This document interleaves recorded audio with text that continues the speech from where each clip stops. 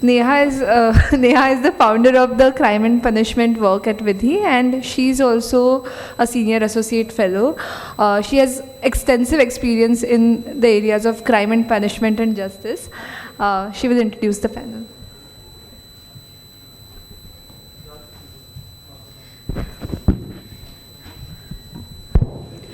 Criminal justice has suddenly become very interesting for a lot of people because of the 3 laws that have been passed, and we're all very curious to know how they'll play out, what the thought behind them was. But I have found in my work that there is one thing to pass laws and quite another to have them play out on the ground. Sometimes they don't even speak to each other. What we have today with us is a panel of people who have worked for decades and decades with victims, with correction officers, with police officers. So we are hoping to have a great discussion on what actually happens on the ground and how the law plays out. So I'd like to invite the panel. Professor Vijay Raghavan is with us online. Audrey, please.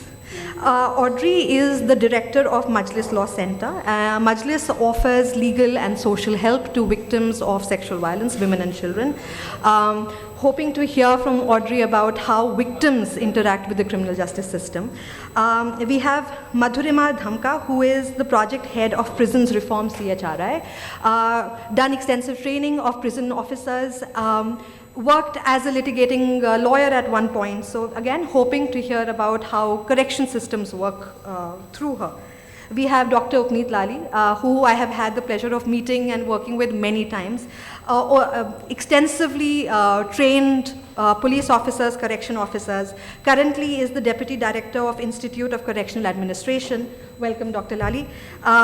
We have Sharath Chandran, who is welcome, Chandran. He is a litigating lawyer at the Madras High Court. His specialization is in constitutional and administrative law, civil and criminal procedure.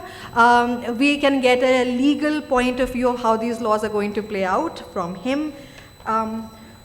Dr. Vijay Raghavan, I do not see him here, but of course I think a lot of people who are here today know Dr. Vijay Raghavan. He has been a part of Prayas since 1990. He is a professor with the Center of Criminology and Justice at TIS. Again, extensive decades and decades long experience of offenders and with offenders and victims. So looking forward to hearing from him as well. Thank you. Is he here? Okay, we'll wait for this.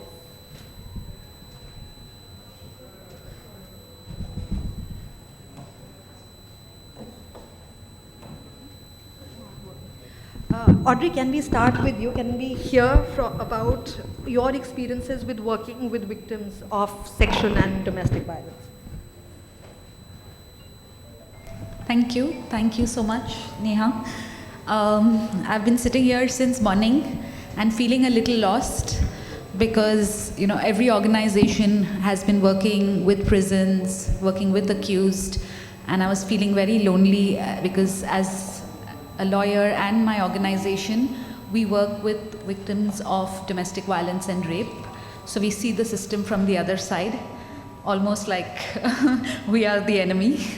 But thank you for giving us this space. And I was really, really very appreciative of the intense research that each one of the organizations has been doing to bring out the data of what is happening on the ground.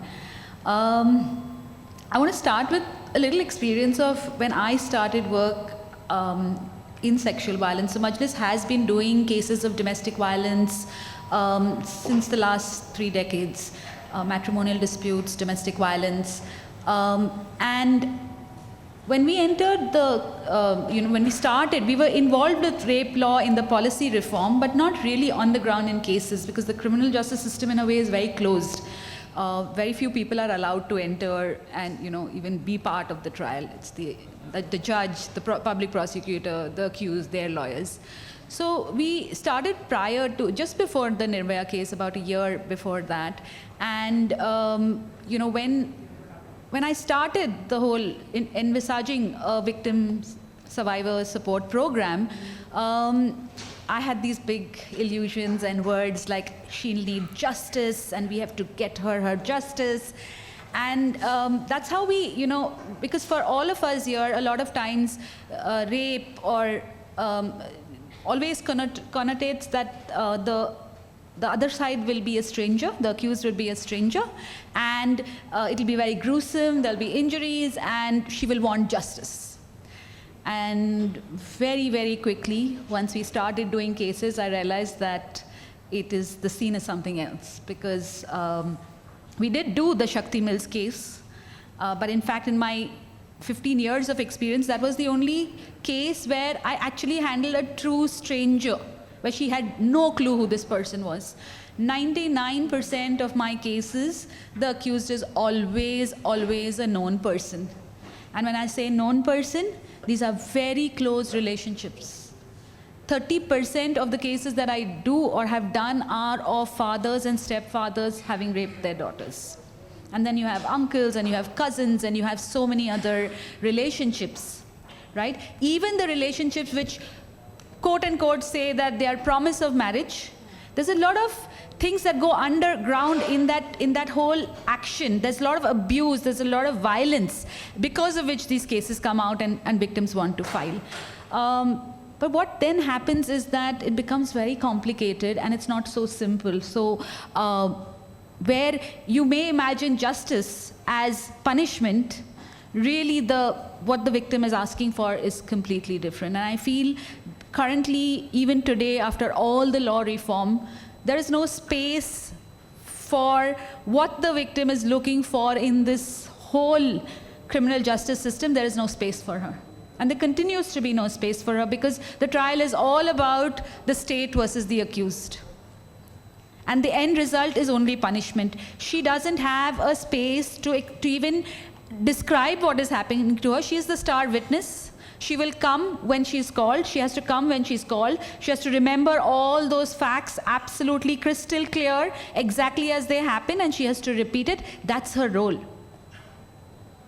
And to imagine what happens when this accused, who is her father or her uncle or an earning member of the family or somebody in the vicinity, when he is behind bars or when he is in jail, or the fact that he's an accused, you cannot imagine the pressure on her to having dared file the case and thereafter to even continue, So it's extremely traumatic for victims.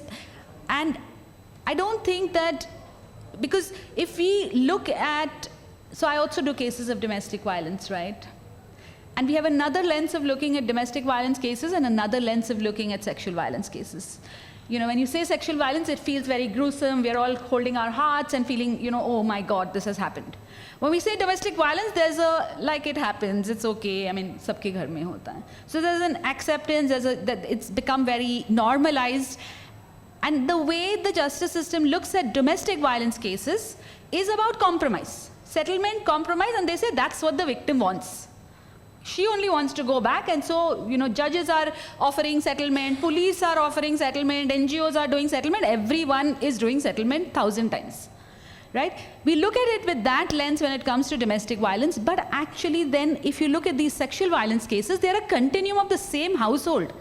They're the same person in so many times, that there are no half the world is domestic violence and half the world is sexual violence. They are the same victims, they're going through that same, they are in the same household. The mother will be a victim of domestic violence, the daughter will be facing sexual violence, and we have a completely different way of looking at it. And when, just in context of this conference, when we talk about access to justice, when we talk about the accused being in jail and, all these offenses, I feel somewhere, I'm going to go out and say something very controversial, but I think that somewhere the women's movement has contributed to this demand in a way. I won't even say women's movement. Let me say it becomes a public demand, right? That any incident happens, we're just asking for increased punishment. But somewhere I don't feel like that's what a victim has ever asked for, and I don't think anyone has asked her what she's looking for. But when it happens and she has to face it, then I'd like to place her part of the point of view as to what happens when a case is actually filed. Because I want to look at domestic violence cases. So we have a section called 498A, the most badnaam section in the entire Bharatiya Nyaya Sanhita today, but the IPC, which just says that, which is so vague as a section. It came in 1983. It came to address this acute domestic violence and dowry deaths that were happening, and it came with a hope that domestic violence should be addressed before women die. That was the hope. But when it came, the definition is so broad, and it says cruelty to wives for physical or mental cruelty where she feels like committing suicide. It's as vague as that. And now police are supposed to record a case based on it. And when, women are going to police stations and talking about the violence they face, they're coming bruised, they're coming bleeding, the police, of course, decides whose case to file and whose case not to file, depending on how genuine a victim you look to them. But the burden, because there are so many sections in the IPC that they could have used. They can use 323, they can use 326, there's violent, grievous hurt, all of that. When we have cases registered as domestic violence cases, and given the compromise that happens within the home, the burden of the misuse and the false cases is on women. We're never saying what is the role of police in this, because all of us know that in a criminal justice system, the police will file the FIR, the police will do the investigation, the police will file the charge sheet, they have options of closing a case.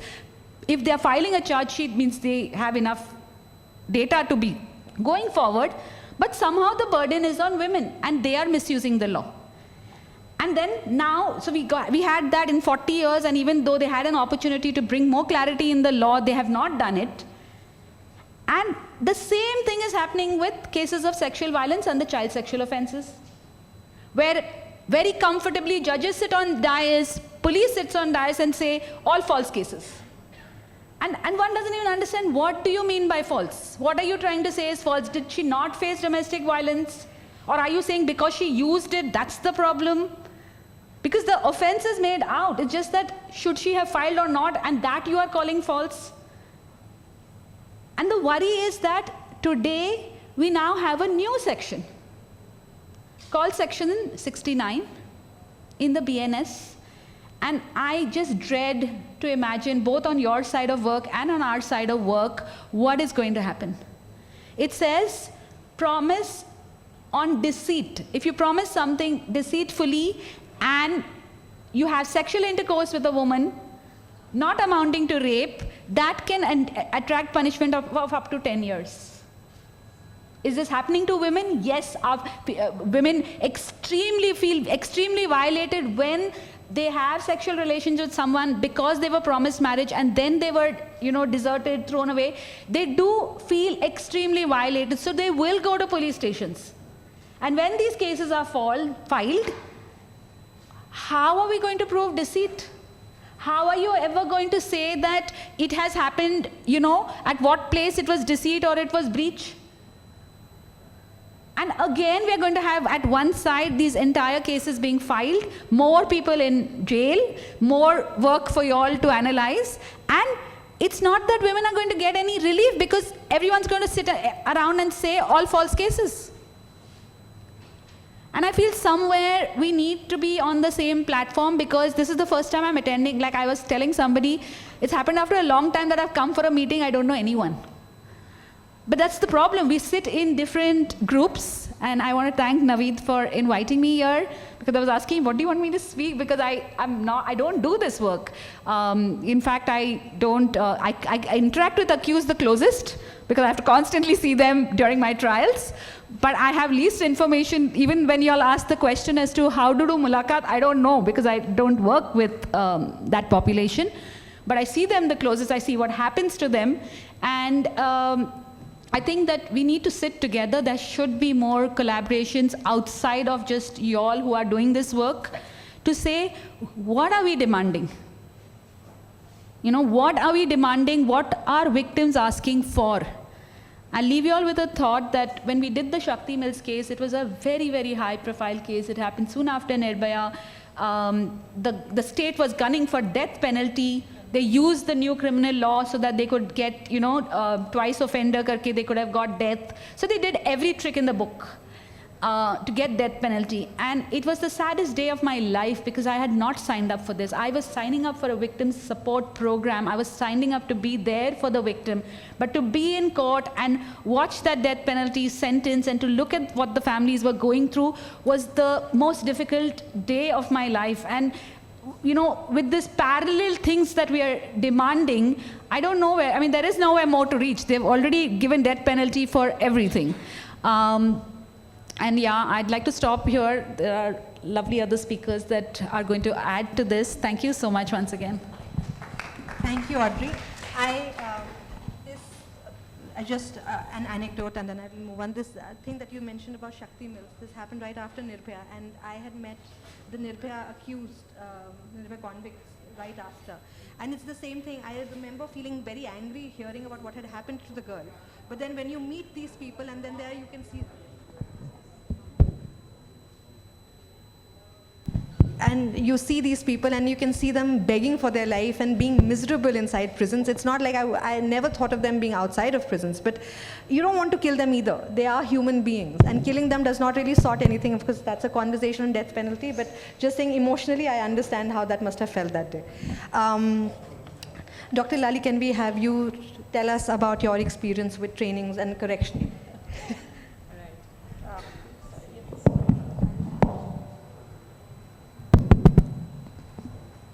I thought maybe I'll be towards the end dealing with prisons and corrections, which is right at the end of the justice spectrum. So Audrey has mentioned about law and about particularly victims' issues. The thing in our country is that for every problem, we think of law as a solution. And society's problems can never be solved through laws. Rather, we add on to those problems. So what we find today is that the system, like if you look at the criminal justice system, the input, the throughput and the output, so it begins with the crime and ends with that. So we have what we substantially think of as crimes or as problems, like whether it's domestic violence or anything, or even POCSO and for NDPS Act, let's say. And then we have the execution of it. How are these laws executed? How are these new laws going to be executed? There's a lot of concern about that part of it. And towards the end of the triangle, I mean, if you look at it as a triangle, and I look at prisons as one part where it is the end result of that whole consequence, what is it supposed to achieve? And what is justice? So justice for a victim is something different, but the state assumes it knows what the victim wants. Justice from the societal perspective is something else. And when we see justice being meted out, that we've found someone guilty and sentenced as per the law, and prison is one of those terms of sentence, has justice been achieved? And I speak to judges, and being from this thing background, so one asks, okay, why did you sentence someone, and was that deterrence, and was that achieved? So judges have no feedback on that part. In terms of whether that purpose is achieved or not. And how do we, measure in terms of efficacy of the system? How do we measure that? Do we look at it in terms of, and how if we look at the correction system, let's say, so we measure it in terms of no escape and nothing going wrong? So that's a very static and a goal which is not too difficult to achieve, but which gives it a different dimension as compared to contributing it to another purpose. So India, we are very high on our gross legislative product, but in terms of looking at how we are dealing, if you're looking at the whole system, so we have about 5.8 crore cases and about 3.14, I think, which are criminal cases, which are pending.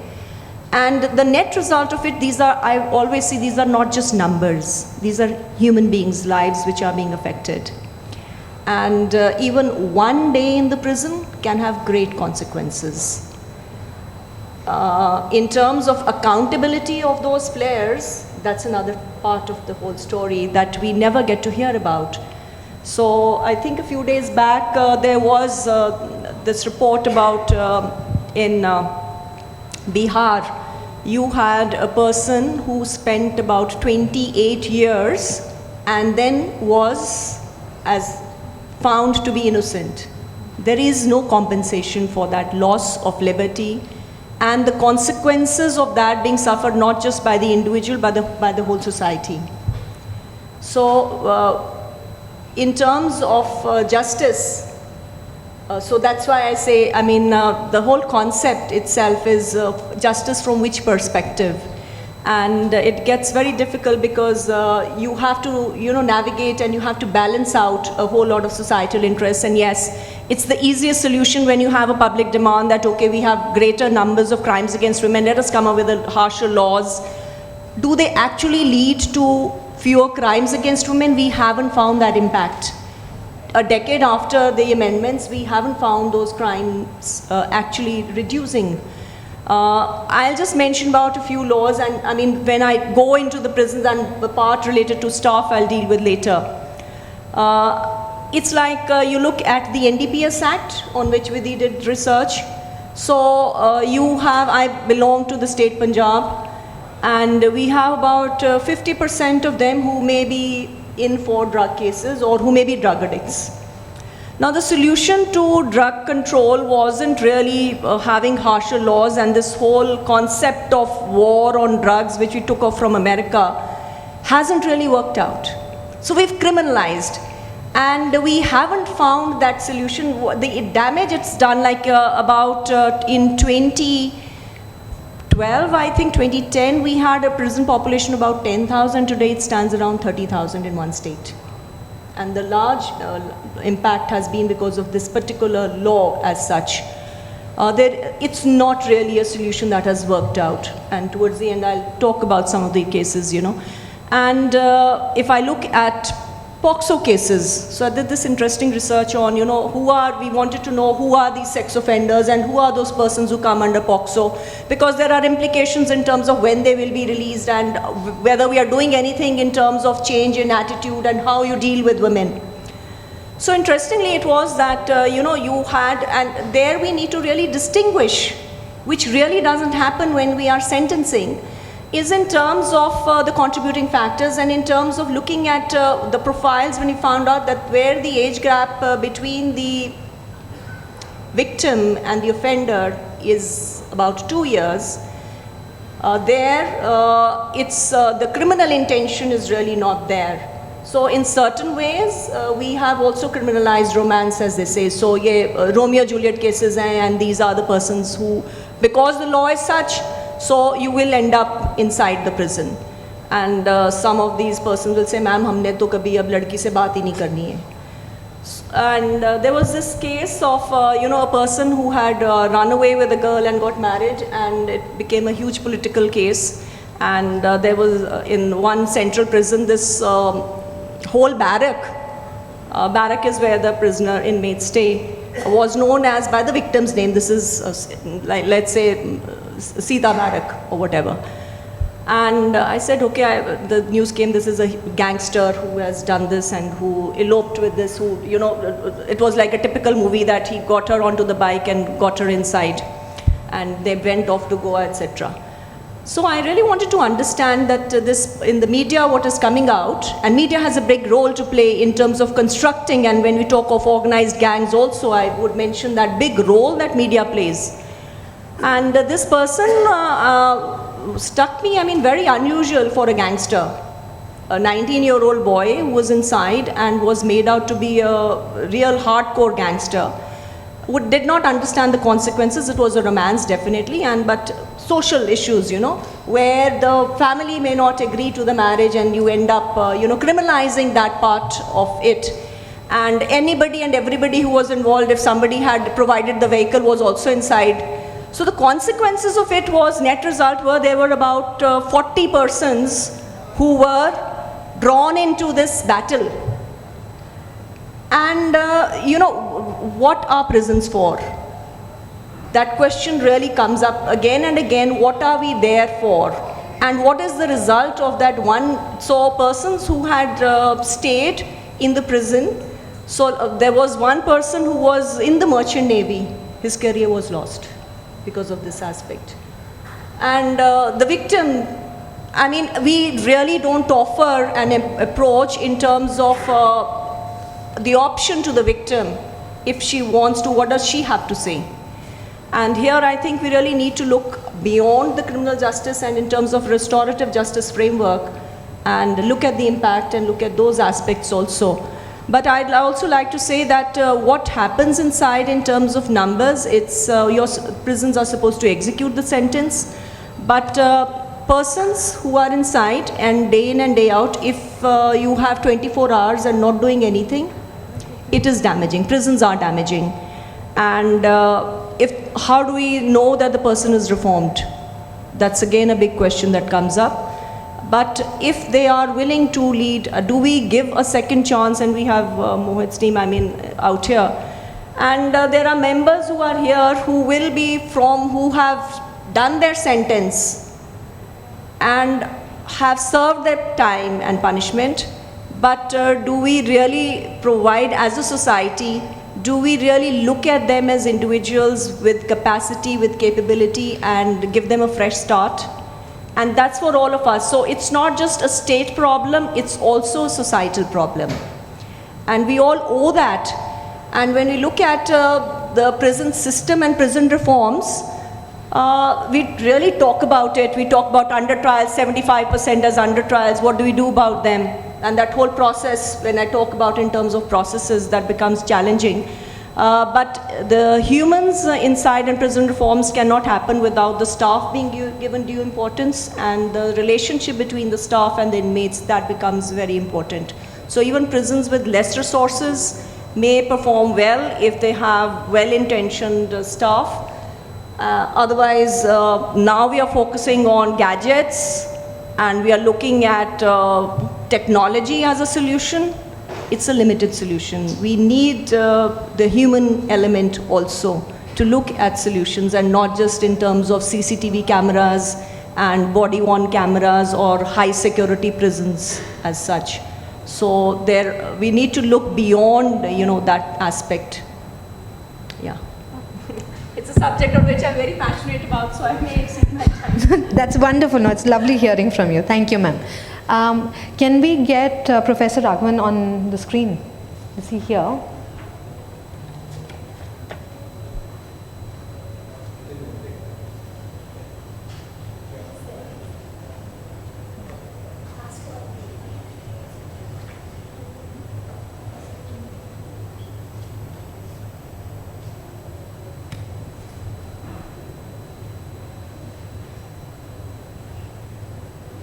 Are we not?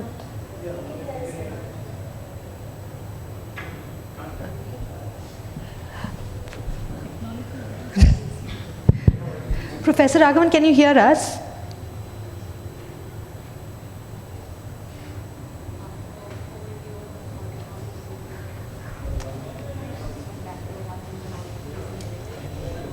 Move on. Okay, fine. In the meantime, Madhurima, can we hear from you? Madhurima also works with correction in the corrections department, with the corrections, how do I say it? With corrections officers? Yeah, we've done trainings, but then I work, I'm a lawyer and I've been associated with the Commonwealth Human Rights Initiative since 2008. And our work is a lot on research policy engagements, and we work on 4 primary areas of work, which is we look at strengthening prison oversight mechanisms, so looking at how to improve conditions in prisons through the statutory mechanisms, and also strengthening other inspections and other things. The second area of our work has been on looking at pretrial detention, so strengthening pretrial decision making, looking at under trials, looking at under trial review mechanisms. So that's been the second area of our work. The third major area of our work has been looking at access to legal aid for persons in custody, including looking at access to legal aid at the point of police stations. And we've also looked at the issues of vulnerable prisoners. So in that sense, we've done national reports looking at issues of transgender prisoners. We've looked at foreign national prisoners. We've looked at, very recently, we've looked at menstrual hygiene management for women prisoners. And we also do work with the UNHCR on refugee and asylum seekers who are in detention in India. So that's a broad scope of the work that we do. So my opening comments today, I think what Audrey said about victims. When you look at the criminal justice system, being a lawyer, you realize, I think, that the people who lose out the most in the criminal justice, the problems of the criminal justice system are the victims, because they are the ones who are not getting justice, right? So justice for them, as you said, ma'am, justice for them is different, but they are the ones who find it it's the most difficult as a victim to go to the police. We saw in the morning a video about this lady who went and, her chain was stolen by people who look like police, right? And how nobody in 3 years, it's been so difficult because, the entity or the institution that's the police, which we all assume to be the people who are there to help citizens, to be there for citizens, are the people that, I think 90% of us, if we see a police officer coming to us, first thing we get fear. We don't feel comfort. We feel fear that, oh, the police person is coming, what did I do wrong, right? And that's like the beginning of, the victim's journey as well, right? Going to a police station to register and, that's the beginning of everything that, goes on till the end. And at that point in time, when you get the accused into the picture, again, you see that at every point, all the constitutional rights that, our constitution gives so many rights. You have a right to a lawyer at arrest, you have a right to know the grounds of arrest, you have right to know, you have a right to call your relative and friend and inform them where you are. You also have, rights to get a lawyer at the time of interrogation. All these plethora of rights that are there in the constitution, they're there in the statute. But where are they in practice? Where are those, you see that some of the gaps in the law are, there is no duty on the police. Where is the duty on the police? So in the juvenile justice system, for instance, at least the juvenile justice rules, they say that, the police have to inform, the DLSA or the lawyer, they have to wait, right? But where is that for, for adults, right? So if you go to a police station, you get arrested. So what happens if you speak to a prisoner, they'll tell you, oh, I was brought to the police station for questioning and I was kept there for 2-3 days. And then they said, oh, we won't let you go. And then in the evening, they'll tell you that, now we're going to book you. Now they're filing the FIR. In 24 hours, they'll produce. But you have actually been here for a longer time, right? So, these are all procedural issues that, we keep on facing in every case. You pick up any single case. So, we always say, like, when you go to prison and you interact with prisoners, you will find out about every single gap or loophole that exists in the system. Whether it would have been in the process of their arrest, whether it's been in the process of their remand, or if it's in the process of their trial. I've seen of cases, cases being pending for years because the judge is not there. I've seen cases pending for years because the case partner has ensured that the case doesn't come up for trial, right? And, we've got all these kind of issues, and the point is, all of us are here. It's great. Like, I really actually want to start off by saying that, thank you for having this here today, because I think it's a very long time where all of us are here in a space, in a physical space, it's a meeting of minds of sorts. And I think it's also a realization that, all of us need to, when we start talking about it, it feels overwhelming. But when you start actually working on it, and if you work together on the bits and pieces, in bits and bits, but together, then we are able to do more. Right? We'll be able to do more, and we'll be able to address things better in a way that, it focuses both on victims and accused rights, right? And I agree with her that, there is a gap. There has always been a gap, right? So, you shouldn't be in that situation where you're turning your eye towards, because if you're looking at justice, it's equal for both. And also for the society, right? As a society, what is perceived as justice. So that's like also one of the things. So I think it's been really interesting, like for me, in my journey of doing this work, I think I visited prison for the first time in 2005. I was doing a summer internship for the National Human Rights Commission. We had gone to Tihar jail. It just sparked an interest. We saw there was a room, there was a law officer, there was supposed to be a legal aid clinic, and then, we had all these interesting, presentations by the administrators which said, no, Tihar is UN's model jail. And, all the things they said, and like, oh, really? And then, you go and you study and you realize, okay, no, it's nothing close to a model jail, that's all.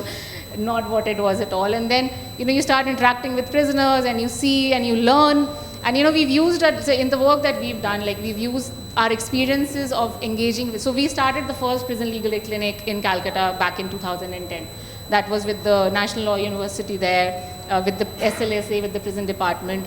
And then when we started looking at cases, you started understanding the gaps, you started looking at, juveniles who were being sent there as adults, right? And that was the complete opposite from, I did my law in Madhya Pradesh and I was working in Calcutta. In Madhya Pradesh, we always used to know that people would take the benefit of the law and, children, like juveniles, people would be 18 or 19 and they would pose as below 16.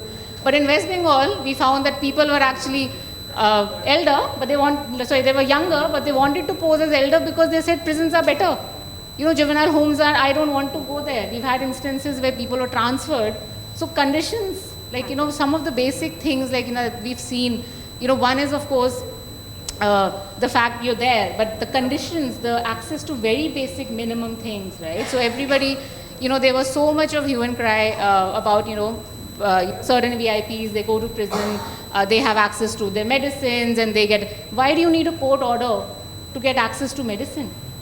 Where are these basic necessities and why should they need a court order which can be filed by only a lawyer who gets, who's a good qualified lawyer? These are very basic necessities. So, these are the kind of issues that, keep on coming up. And that's, I think, what, really defines the criminal justice space today and, in terms of looking at what we are trying to do.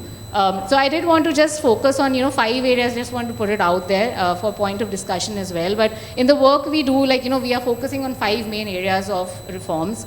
One is, of course, pre-trial safeguards. So we're trying to ensure that suspects and accused persons are represented by lawyers. That's one of the, I think, main integral things we need to do is this pre-trial phase. Looking at strengthening pre-trial decision making. So looking at, what kind of arguments are defense lawyers making at the time of remand. And also looking at how are the judicial officers making those decisions of remand. Are they really looking at all the safeguards? Are they looking at, when an illegal arrest is made? What kind of consequences are there? We just heard about compensation, so there are rules, like it's there, but it's not argued as much. If you have an illegal arrest, what happens then? So there are very handful of cases are there which talk about the legal arrest and how, when it happens, there has to be a consequence for that arrest, right? The third thing is, of course, improving prison monitoring, right? You can't have, like, one visit every year to one prison is not going to make it fine. It has to be something more district, more regular, more periodic. At least one visit, one prison every month is like the basic minimum, right? That's something to focus on. The fourth is focusing on individual sentence planning, right? So the new Correctional Act and also the Nelson Mandela rules, they all talk about the concept of individual sentence planning. So we heard in the morning about, prisoners not wanting to get taught for plumbing because that's not going to help them. So the individual sentence planning kinds of help in, making those, a bit of evidence-based decisions and considerations about what every, like, your system is for reform, but if you're just putting everybody into one chain of a pool and say, oh yeah, now you're reformed, that's not how it's going to be.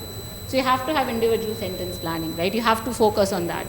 And the fifth is to focus on the needs of vulnerable prisoners, right? So they are prisoners and they are prisoners within, and those prisoners, being women, like, we started looking at menstrual hygiene. They weren't even, they don't even have bins with lids.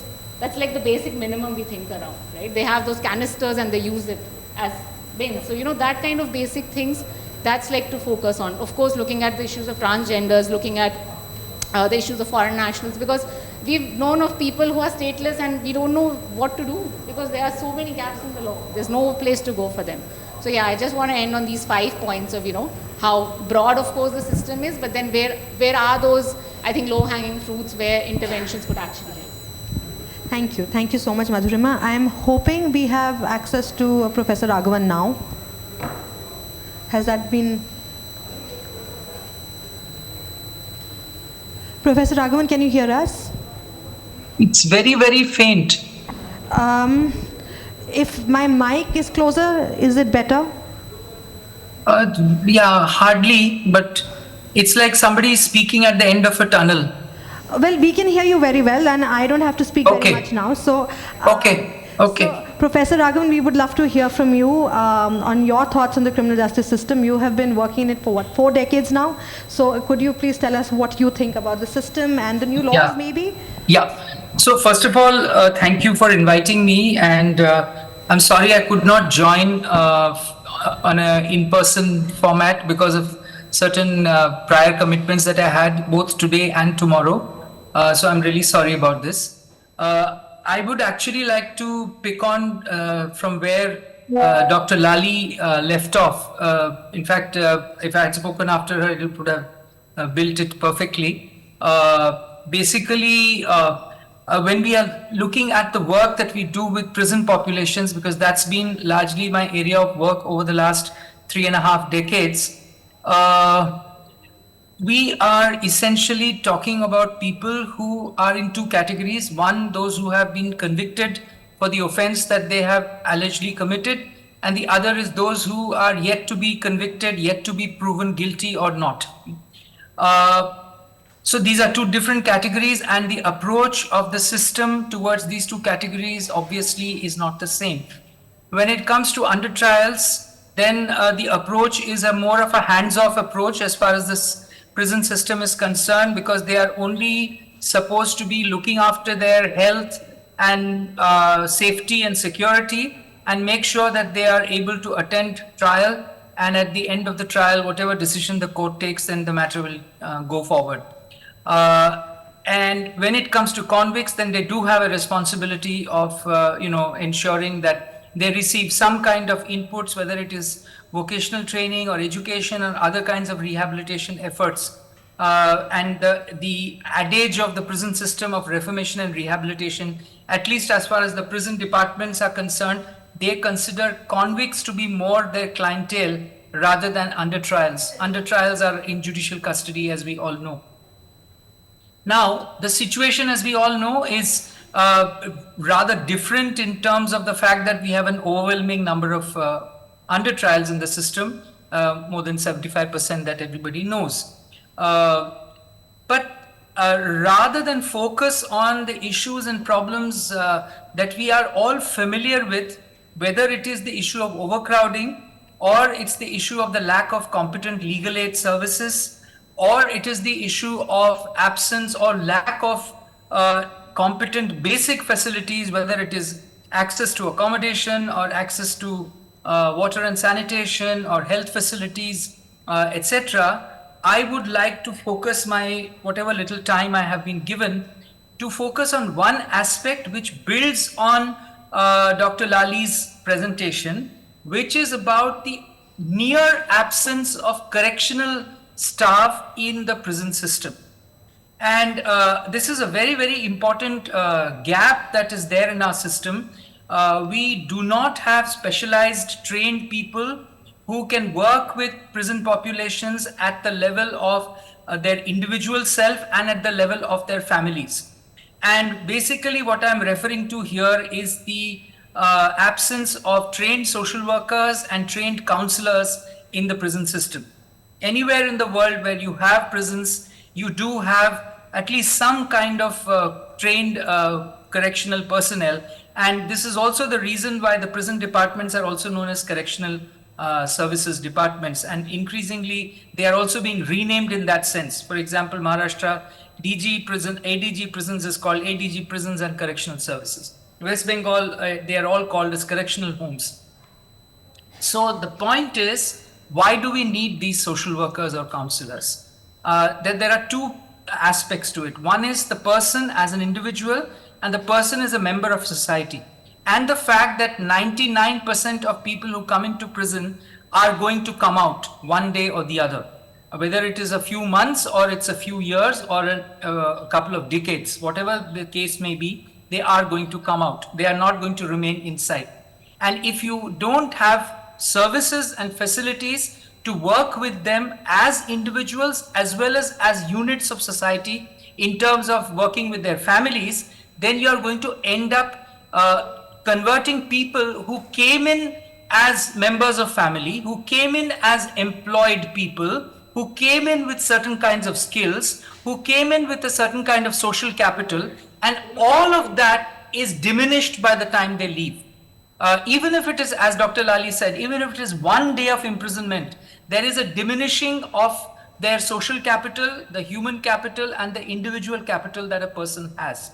And unless and until we provide certain kinds of services, what we are essentially talking of is somebody to sit with that person and talk to them, somebody to organize various kinds of activities with them, somebody who can connect them with their families and their children, somebody who can ensure that they have some contact once they come out from prison, then we are actually leaving this entire population to the, destiny. And here we can broadly categorize people who end up in prison into 2 categories: those who have family support and those who do not have family support. Most of the people who end up staying for longer periods in prison are those who do not have family support or have weak family support. And once you have weak family support, then the chances of your being able to settle down and get a space of foot into the overall social structure after you get released become a matter of chance, accident, or your own fate. And our own experience of having worked with individuals who have been in prison for longer periods of time clearly tells us that there is a need for such kind of people who we can call as correctional staff or social workers or counselors. And I'm talking of them as team, not just a counselor, not just a social worker, but a team of social workers and counselors. This kind of input is the main input that I wanted to make here. We have various provisions in the Model Prison Manual which reinforce this point, but unfortunately this kind of provision has not been taken up by most of the prison departments in the country. The only department of prisons that I can think that nearly comes somewhere close to this idea is that Tamil Nadu does have posts of counselors and social workers. In some of the other prisons like Tihar and West Bengal, they have posts of prison welfare officers, but the number of these prison welfare officers is very, very less compared to the population that we are talking about. Here also, if you look at the Model Prison Manual, it says that there should be at least 1 correctional person for every 200 prisoners. But if you look at the overall statistic, it is a far cry from this number. Our own work has shown how the presence of a social worker can make a huge difference to the life of a person, both inside and after release. And our work also shows that people do not automatically get rehabilitated. There is often a misnomer that vocational training equals rehabilitation. So if you ask a prison officer or a prison department, what are you doing in terms of rehabilitation? They will tell you the different kinds of vocational training programs that are going on inside. They may also quote to you the turnover of the prison department, which is running into crores in terms of the products that are being made inside the prison. Unfortunately, that doesn't lead to rehabilitation. And there is a need to conduct studies, follow-up studies to look at what happens to people when they leave prison. One of the biggest problems today is data gaps. There is no data on what is happening to people once they leave prison because we do not have a follow-up system at all. So I would like to end here, and then maybe if there are some questions, I can take those questions. Largely, I would like to say that if we really want to reform our prison system, one of the important gaps in the system which needs to be addressed is the appointment of trained social workers and counselors in our prison system. Thank you. Thank you, Dr. Raghavan. Professor Raghavan, sorry. We will take questions after everybody's spoken, so please stick around for a bit. Thank you. Our next speaker is Mr. Sharath Chandran. I am sorry to be doing this only to you, but if you could keep your comments limited to 10 minutes, that would be great. Sure. I think and please, we're waiting to hear from you. Thanks. So the perspective I'd like to give is from this side of the system, that's within the system. It's often happened that as you practice more, you grow a little cynical. So it's, if I am a little cynical, please forgive me. The first point, this takes us, a lot of perspectives have been given. Let's just go back to the point which Madhurima was making about the police officer. I think the large problem starts because our policing system has not been made independent of the executive. That is point number one. Our police acts made the police officers, their appointments, subservient to the executive. Now this puts the issue in a context because investigation can be influenced. And as has often been done, it is influenced, particularly in cases which concern members of the executive themselves. The Tamil Nadu case is a case in point, where an investigation officer filed a final report as regards a particular politician when he was not in power. And when he comes back to power, the very same investigation officer files a closure report, saying that there is no offense made out. So when investigation officers become puppets, then the difficulty is that the court is asked to act upon material that is necessarily biased. So obviously the result is not going to be what we think it should be in terms of the system. So the Supreme Court 18 years ago when Prakash Singh said, you must have police reforms, take the police off the executive, make them independent, but that has not happened.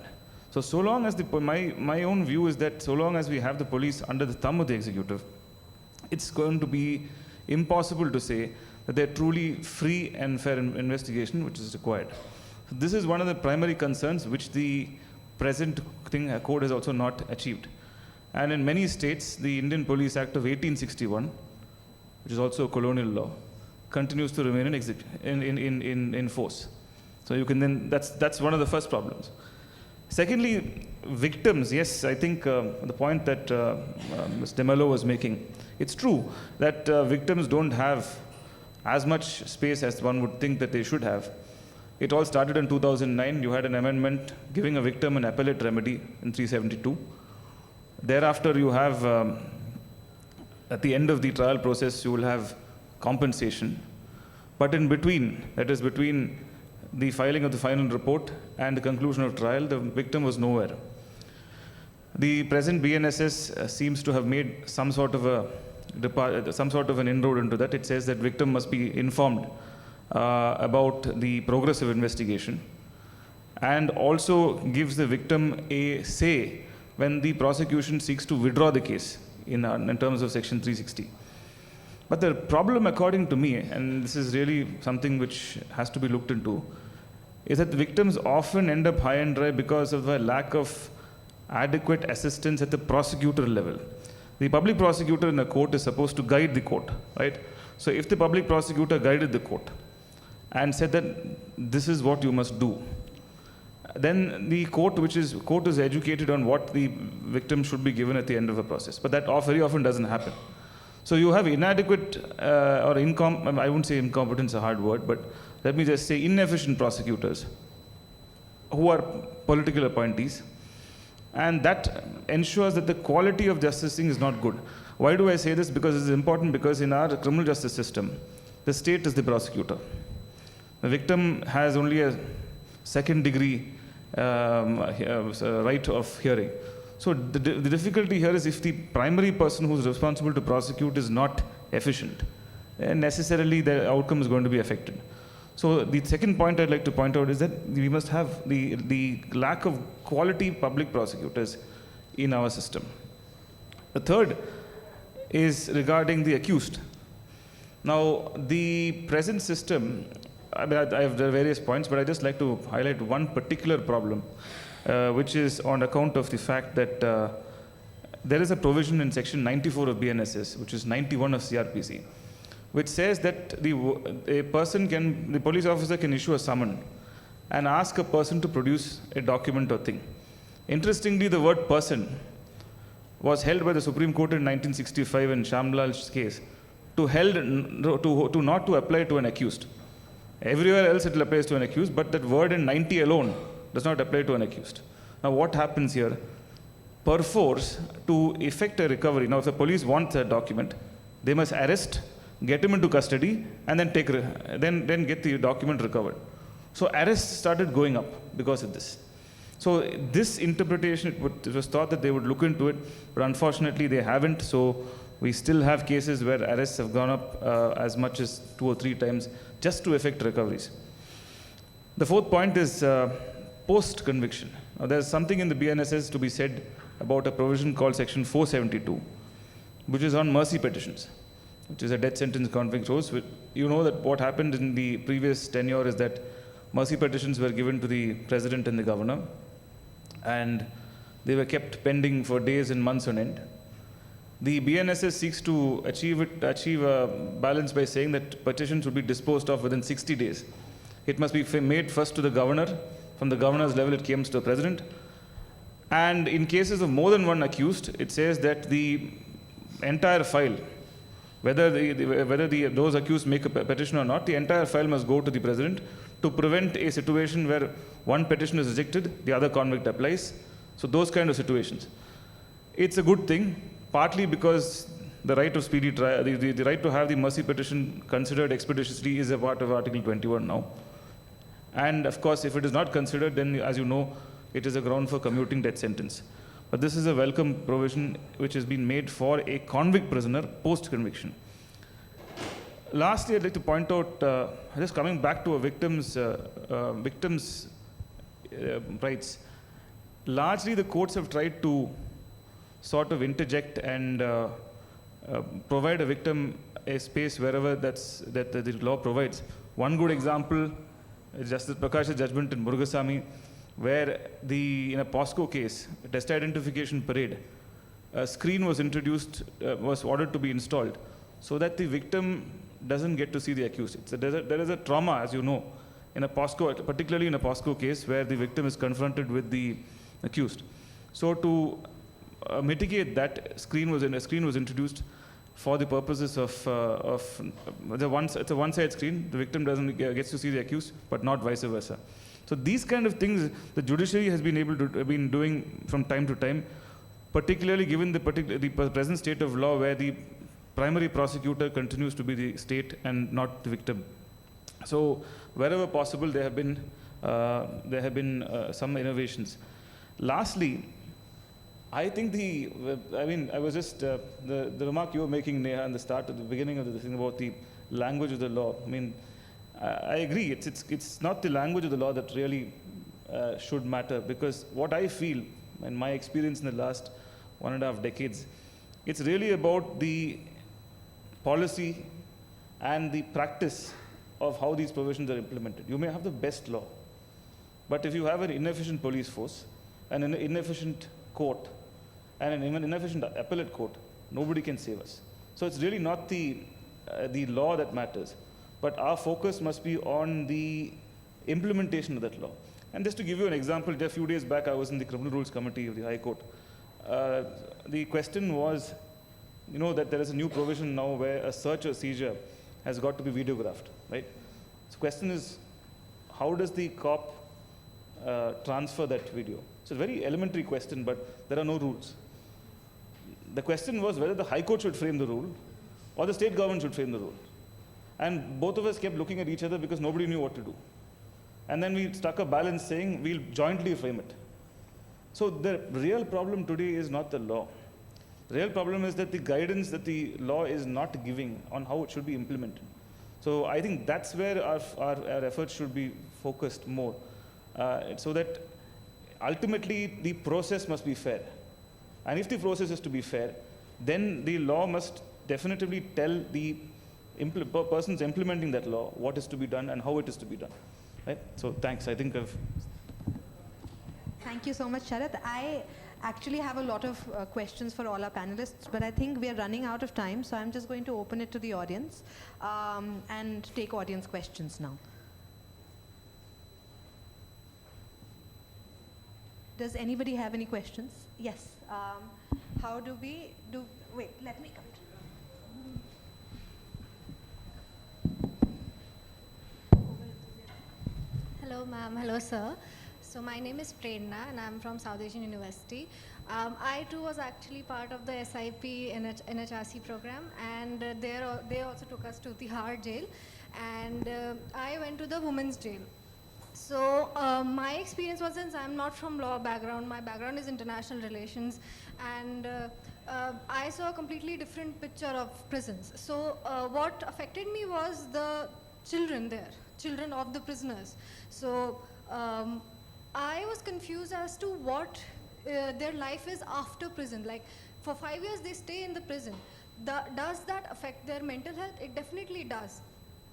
The experiences in the prison that they have with other prisoners, or they try to keep them away from their mother so that they don't get attached, and after 5 years they are either they go back to their family members or they go to child care centers. So does those child care centers actually help those kids, and what is the life of those kids after all of that, like the societal pressure, how the people look at them, and what are your views about that?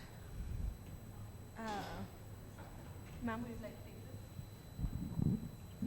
So definitely children, children get punished for a crime they haven't committed. It's a real tricky situation because the child also needs the mother. So in India, we do permit a child to remain with the mother till the age of 6 years. There is an adverse impact. There's a lot of research done in terms of cognitive development and sensory deprivation particularly. Now you have a lockup time, in the prison. So in a lot of states, that practice still continues. The children also get locked up along with their mothers. We had a judgment where creches were opened up, but the interpretation given was different, that only if there is, so there only you will need. So it's, the whole concept of the best interest of the child, I think that should prevail. And children should get as much exposure, and some states and some prisons or superintendents at their own level do good work in terms of sending the child outside to see, let's say, what a train looks like or what a car looks like, rather than just being confined within the prison. But it's a dilemma in terms of whether you want the child to be totally away from the mother. There are certain countries which permit that, but definitely the child does need the mother. That's my perspective. And prisons are not the best places, obviously, for development. And there is research in terms of how they, you have certain organizations which are working in terms of providing them with education and after they are released also. So there are certain organizations, but the number is less.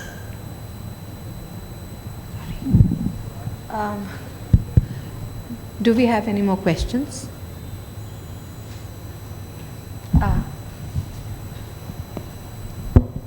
Hi, I'm Nitya Garg. I run my own non-profit, which I'm currently working to transform into a think tank.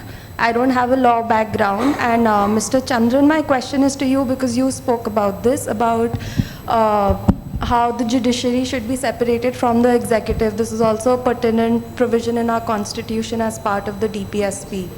So how do you envision that would happen? Also, from whatever I've heard and what I understand about the issues in the system, it seems to me that there's a lot of red tape in terms of being able to implement, have the correct number of correctional officers also per se, which again, somehow in my head is being linked to the fact that the judiciary in itself is not so independent to carry out the implementation of such provisions. So how do you think we can fix this? No, you remember the very, very famous quote, the judiciary does not have the power of the purse. So the purse is necessarily given by the executive. Now, what I was saying was that from the first, your question had two parts. The first was not separation of the judiciary from the executive. I said you must free the police from the executive. The reason is the police is, you are supposed to have, the court is supposed to act upon independent material.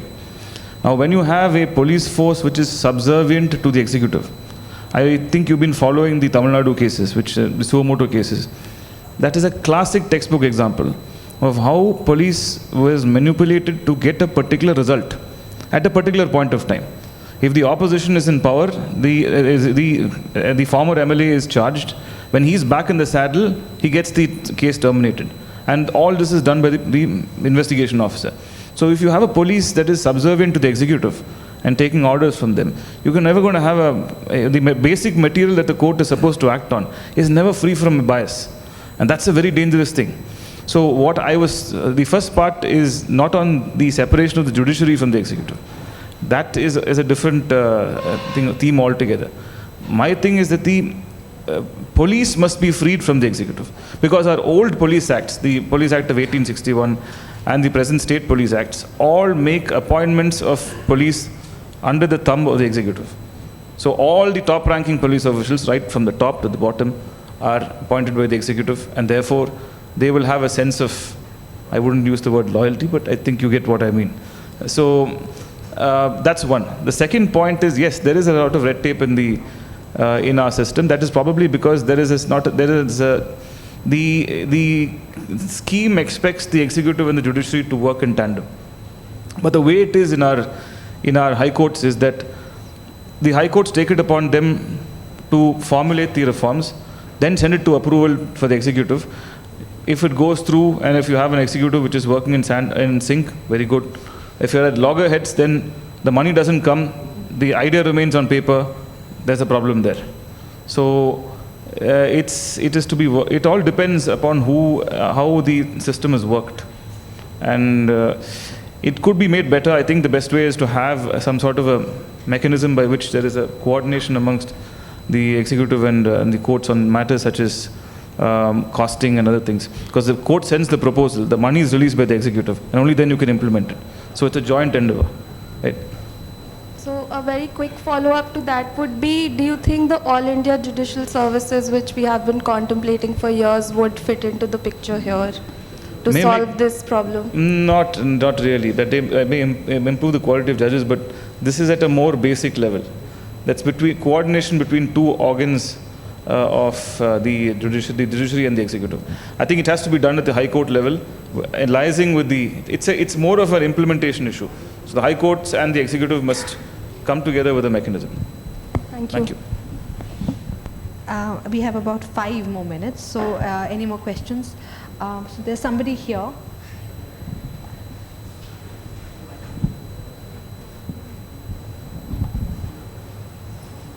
I should be in front here.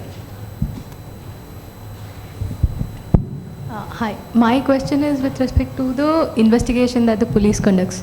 So I'm myself a lawyer. What I see is the police doesn't investigate and gives its report. They get a case, they make up a story, and then they collect evidences, witnesses around that story, and then the investigation report is done and submitted to court. And most of the job as a lawyer is to tell the court that how faulty this entire thing is. And it's a process to get the entire thing back to the police, get some actual investigation done.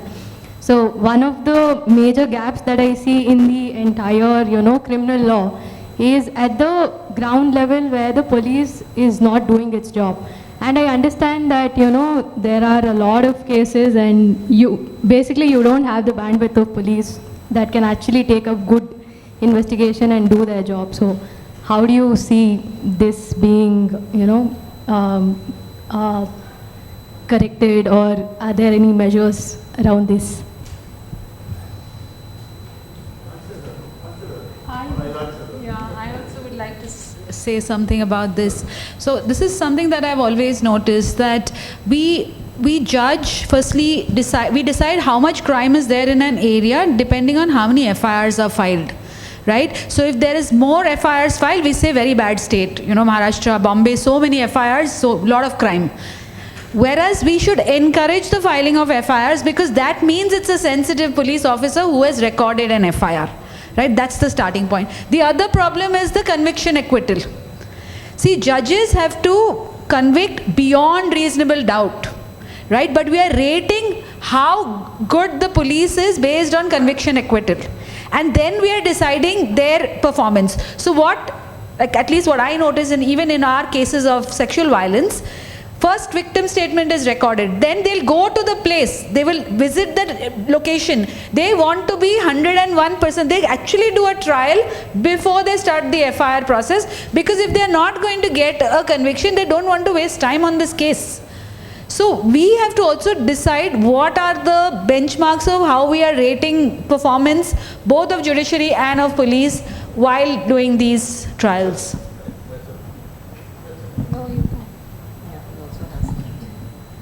The whole system works on a distrust of the police. Go back to 1855. It says, right from the start, the police records a statement, it is inadmissible in evidence. So when the police officer joins his force, he is taught one law, that is the CRPC, and then he has the unofficial code, where the superiors will train him. You should do this, you should start precisely as you pointed out, You start with the recovery. From the recovery, work backwards. Right? That's how the trick is. So it's very simple. The statements recorded by him are all declared inadmissible. So the police officer has to construct a case of his own. And this has been said by so many people. There have been at least 2 law commission reports I can remember. Remove the distrust from the police because that is an 1855 phenomenon. But the policy of the law today is that the police continue to be distrusted, rightly or wrongly. So what do they have to do? You will find recoveries taken from a bush. Okay, we've been hearing it from 1946. Then he will be arrested in a bus stand. Then he'll be taken to a bush. How many cases? Cases and cases. Even judges and lawyers start laughing when we look at it. So these are techniques developed by the police because the policy of the law. Statements inadmissible, he has to jump, go take him to a... So when the law blocks out a particular thing, when the police has to, when it takes statements, they naturally tend to construct easy way out. We will get a recovery, work our way backwards and construct a case. In cross-examination, we'll get demolished. So then acquittal. Right? So that's how it happens. We've so many cases we've seen. But for that, our basic principles of the Evidence Act and CRPC will have to be altered. There is a 1955 case, we just had a look at it, where Justice Mack of the Madras High Court was lamenting. Says, what is this senseless thing where you're shutting out all these statements? In England, you have made it relevant from 1932. You continue to declare it inadmissible here, and the police is perforce is made to construct a case. So I think some of the issues in our Evidence Act have to be addressed, perhaps in the near future for this. Yeah, I just wanted to quickly say in terms of you asked what's the solution to it, and I wanted to bring in the concept of accountability here. That, we've heard you talk about, the practice and implementation of the law. So every stakeholder of the criminal justice system, they have to be held accountable. And there are provisions like, if the police isn't doing the job, it's the role of the lawyer, it's the role of the judge, right? So just making those things most, strengthening those, how the judge is looking at it, what kind of, are the judges even looking at arrest memos, for instance, right? I know instances where arrest memos are actually signed in front of the judge, right? So, those kind of things are happening. So the lawyer needs to call it out. The judge needs. It's about each of the stakeholders calling the accountability of the other. That's how it can work. Otherwise, there'll always be this. When we start calling it practice, right? ऐसे ही होता है. When we go into this, as youth, as younger people, we need to just avoid that. This is not, the law does not account for this. So that's about accountability, like in terms of that. And yeah, I think that's about it. Yeah. There's one more question you had. Do you think you need the mic? I'm fine. Yeah. I'm Raja. I took criminal justice in Catholic school. So we talked a lot about... Can I come in for a second? Sure, Professor Raghavan. Here, I'm Vijay. I just want to ask if there are no questions for me, as it is I'm not able to hear properly, then can I leave? Yeah, please, yes, of course. Sorry, I can't hear you. Yes, please, sure. Okay, thank you.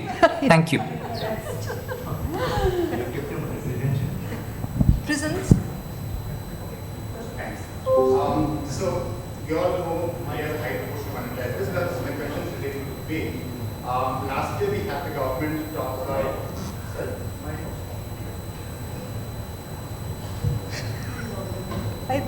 We can hear him. It's okay.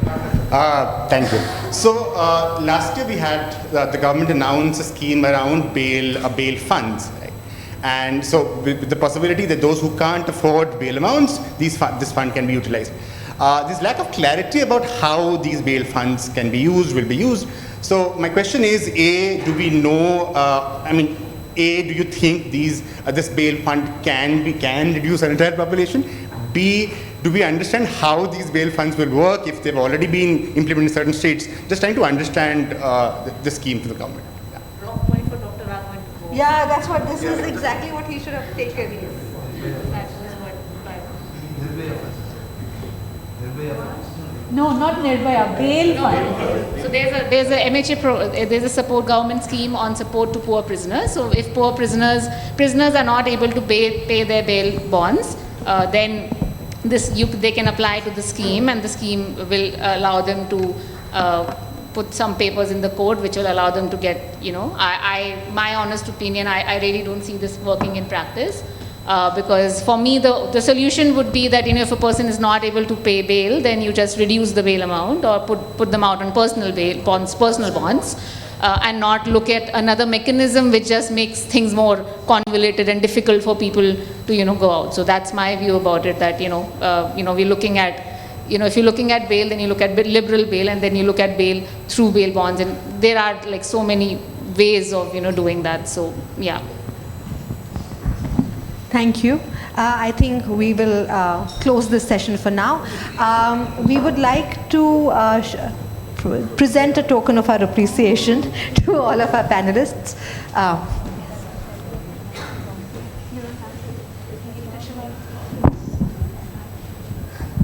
But we had a great opportunity in terms of the new laws, in terms of, looking at alternatives. Community services is for 6 very minor offenses. For 6 offenses. But they haven't made a mention.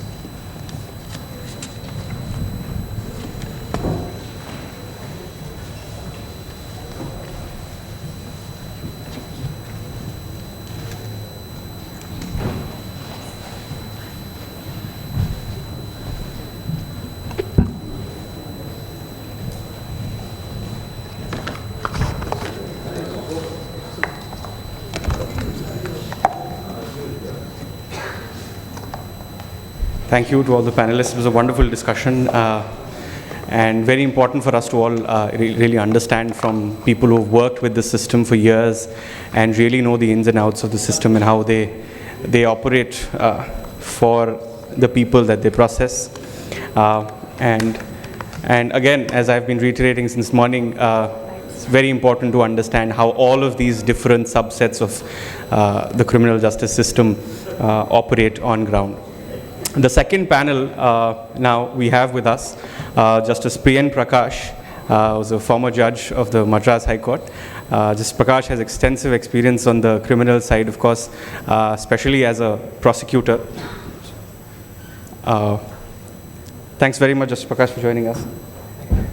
We have with us Mr. Somesh Goyal, who's a former member of the Indian Police Service and known for his extraordinary work in prison reforms and as Director General of Police, Himachal Pradesh. Thanks, Mr. Goyal, for joining us. We have with us Professor Dr. G.S. Bajpai, Vice Chancellor of National Law University, Delhi, also a member of the Criminal Law Reforms Committee that was set up by the Government of India back in 2020. Thanks very much, Professor Bajpai, for joining us today. We have with us Ms. Seema Joshi, who's the criminal justice expert at the United Nations Office on Drugs and Crime. She has worked on the intersections of prison reforms, gender, and criminal justice reforms across many different jurisdictions. Our discussion as part of this panel is going to be more forward-looking, particularly after getting a good insight of all parts of the system from the first panel. And it's always a good time to know how the system is working and how the criminal justice system needs to be reformed. But more specifically, with the new criminal laws that have come in, with the good elements and the gaps, they've done a good job of setting the context for us.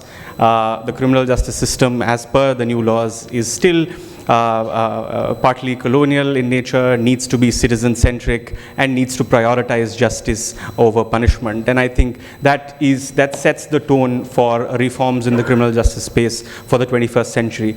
As part of this panel discussion, I would request all panelists to share their opening remarks for about 5 minutes, and then we'll keep around 30 minutes for discussion and close this with audience questions for the last maybe 10 minutes. I would request Justice Prakash to please start with his opening remarks. Thank you.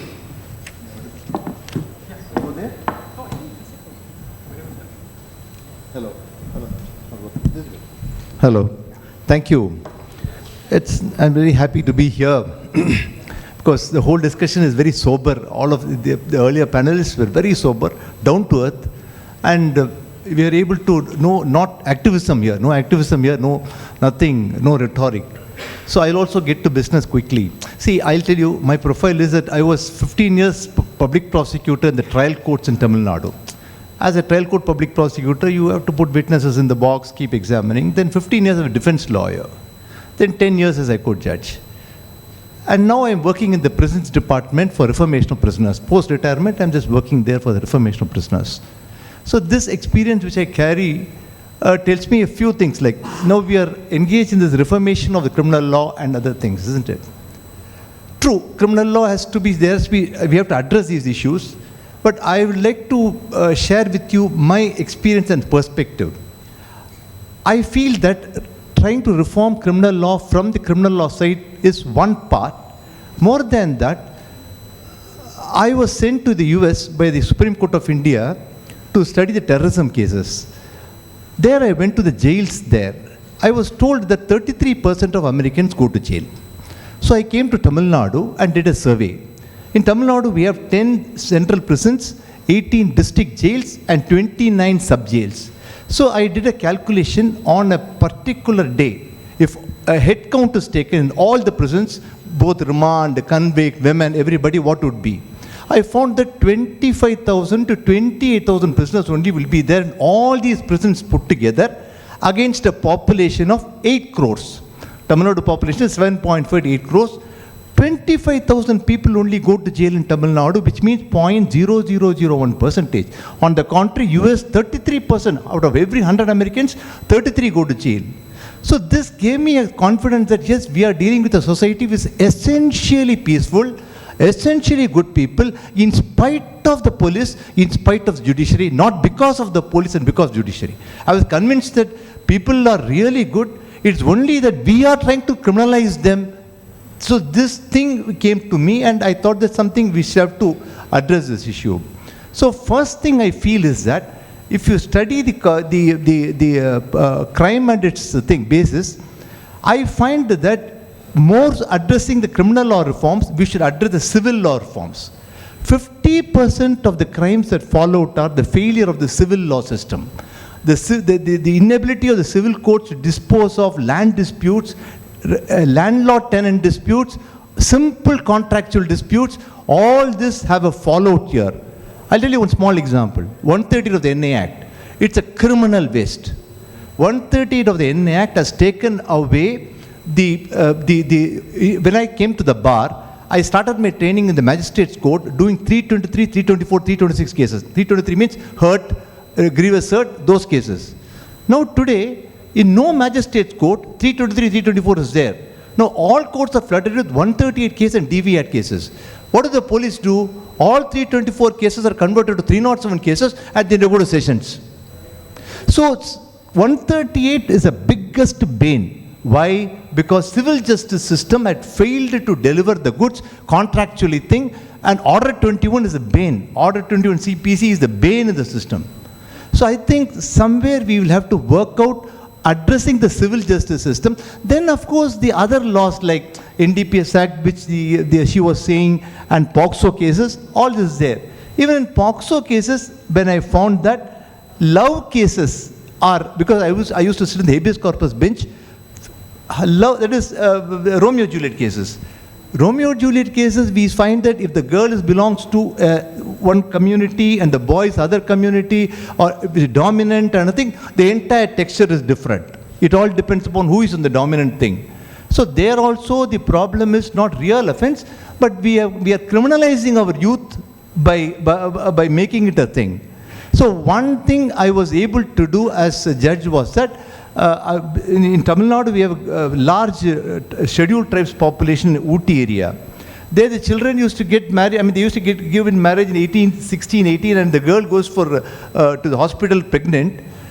The boy, they'll put an FIR against the husband under POXO. Because the doctor will give an intimation that this girl became pregnant when she was 17. So, and police will suddenly dawn on them and arrest the boy. He will not even know why he's arrested. He is getting criminalized there. As she pointed out, one day in prison itself is enough to ruin. So what we did was, we sat to the DGP of police and we issued a circular that in all these cases, arrest can be done only on the approval of the Superintendent of Police. To that extent, we stopped this Romeo-Juliet arrest in Tamil Nadu, all because we were able to sit across with the executive and get these things done. So this is one problem, which thing. Second problem is in the criminal justice system is rank perjury. From start with, as Sharath pointed out, this is the one jurisdiction where you have a police beginning with a confession is inadmissible, a statement is inadmissible, because 4 countries, Sri Lanka, India, Bangladesh and Pakistan, this is made inadmissible. So he is concocting a case. He is forced to concoct a case. There is so much of perjury in the system that I think we will have to address that issue. Only then justice will be meaningful. Until that is done, it is absolutely not meaning.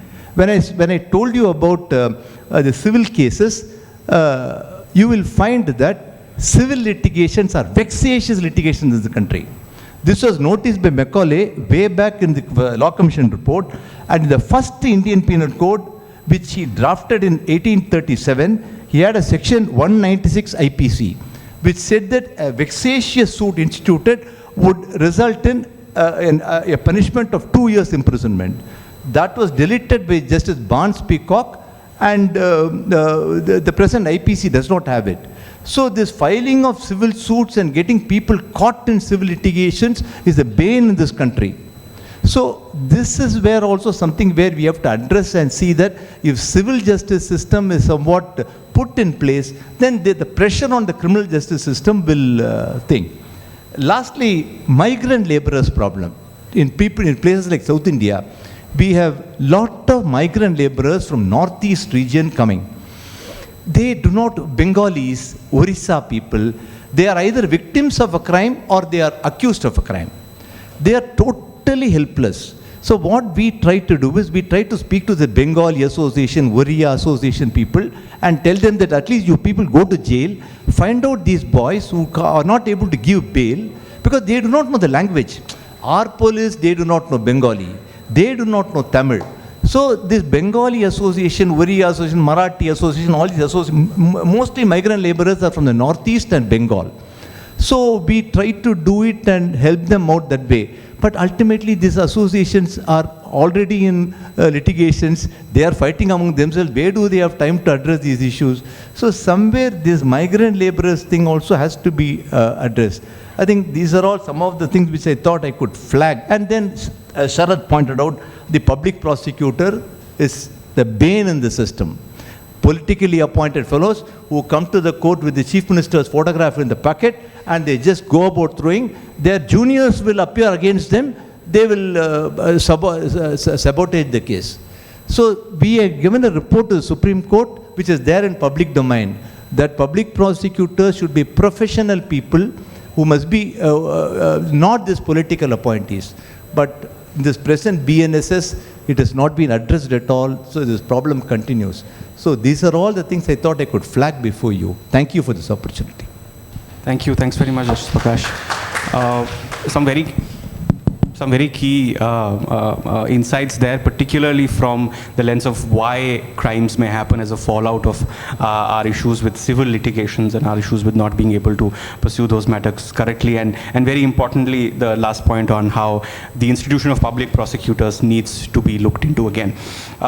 If I may move on to Mr. Goyal. Okay, we'll go to Professor Bajpai now. Professor Bajpai, from a more forward-looking approach as regards the penal policy for India in the 21st century, it would be great if you could share your opening thoughts about it. Yeah, thank you so much. And let me begin with a very important, remark that our discussions with regard to the reforms in criminal justice systems are very, very fragmented, isolated, and very disconnected, because of one single reason, that we do not have a very coherent national criminal justice policy in this country. Therefore, we oscillate between punitive, harshness, liberal, this, that, and See, the peculiarity of the fact is, we have the most liberal aspects and we have the most harshest aspects in the same law. So you give forgiveness, community service and compounding, plea bargaining, but you also have the death penalty. So ideology of criminal justice system is a very confusing, aspect that is there. So the ideology of the criminal justice system, priorities of criminal justice system, criminalization, debates on criminal justice, what to be criminalized, what not to be criminalized. Can you believe what is the source of this decision making? It's not simply passing the bill in the parliament, but decision to criminalize has to be informed by those 7 great principles, starting from J.S. Miller. Those who are the student of criminal law, they would understand what I'm trying to say. Third is, what should be the limits of criminal sanction in a constitutional democracy? No debate. Third, which is very important, is what kind of criminal justice system? Andrew Ashworth, the noted criminal law, in England, he said, a just and fair criminal justice system is an unrealistic expectation of the society. A criminal law and criminal justice system cannot be fully just, he said, because of the nature of criminal law. Because in the center of the criminal law, there is a pain and power. Criminal law is a pain delivery mechanism, so to say. Second point which I wish to make here, that the choices that you have, Herbert Packer, he said that because of the public expectation and the state choices, you end up having 2 types of criminal justice. You have to choose. Either you can have a very due process-centric criminal justice system, which is very idealistic in nature, which we often talk about, it ought to be like that. Other is a very practical criminal justice system, which follows the crime control model. So when you see the bulldozer justice coming up, this is the applied and practical criminal justice system emerging from people's expectation at times. Because people tend to force that we want the result. But are we ready to get those results at the cost of due process and constitutional values? But we have to make choices. So it's a people-driven expectation. So I am making one very interesting statement, and then I leave that thought with you, and then I'll move on something else. We think that criminal laws are the defining elements as far as the nature of criminal justice system is concerned. Sometimes criminal laws and criminal justice practices are so insulated, so seculated, because what criminal law defines is very ideal. But what you are saying and what is causing concern, it is not the product of criminal law, it is the product of criminal justice practices. So for instance, police indulgences in torture or high-handedness, it is not the part of criminal law statement. It is the part of police subculture or criminal justice subculture which generates over a period of time. So depend what kind of criminal justice system we have nurtured. So irrespective of the nature of criminal laws in the country, the criminal justice practices continue to be something else. I would say in Hindi, Nietzsche was a philosopher. He once said कि हो सकता है ये दुनिया ऊपर वाले ने बनाई होगी, लेकिन ये अभी उसके हाथ से निकल चुकी है. So you make a criminal law finally which goes beyond your hands, because you have no control, because this new criminal law will be given to the police, to the prosecutor, to the judges. How it is going to be played out in a sense is something which has no control. You cannot predict, because law never says that police to indulge in torture. So in that sense, so I always say we are too presumptive about criminal justice system, too presumptive about criminal law, because we do not know what works and what does not work. And here I would congratulate Vidhi, at least they are coming out with a lot of things in terms of empirical answers to the things. So like for instance, whether punishment deters, whether punishment does not deter, nobody knows. Whether you make a law, whether it works or does not, we leave it to the chance. You never know whether it will work. So we don't have any empirical verification of the fact whether punishment reforms or punishment changes the people. And the most important thing in criminal law is the operation of criminal law is such which is not sort of a very creative one. It creates issues for the people, but it doesn't have a healing effect. This is the nature of criminal law. So operation of criminal law at a very large population for crime doing doesn't necessarily bring coherence in the society. Rather, it creates a lot of rifts because people are divided in the party. Now, 4 very important ingredients of the criminal justice system. That would be the testing point. So how to make criminal justice system effective and efficient. That is the main thing. So sometimes you think that harsh laws would be the answer for it. So harsh laws are not necessarily the answer. Because in America, if they have the death penalty, now if you see the Martha, the former dean of Harvard Law School, she has written a book on when law should forgive. So forgiveness jurisprudence is also being discussed in the society which allows the death penalty to be retained. That's the contradiction. Criminal laws are defined by the contradiction, amazing contradictions. And second thing is the fairness that you want. So efficient, effective, fair, accountable, and transparent. But the major crisis where I would like to draw your attention is why we are actually struggling with the problems that the criminal justice system has. It is not because of the structural reason alone. There is a serious crisis of legitimacy with regard to the criminal justice system. And what is the source of this legitimacy? This legitimacy is in the mind of people, because substantive criminal law is not important, but the procedural fairness as perceived by the people is very important. And I put it like that: criminal justice places itself in a dialogical relationship with people. So criminal justice system essentially creates relationship with people. But what kind of relationship are created in the operation of criminal justice system, that would decide the fate of the criminal justice. Therefore, I say, Tyler, who wrote a book, the title of the book was When Should Law, not when should law, it is about the legitimacy of law. And he is saying when people start perceiving the law to be more fair and procedurally just, they tend to follow and comply with the law more and more. So credibility of the authority as perceived by the people is a bigger thing. And we are not doing anything in that regard.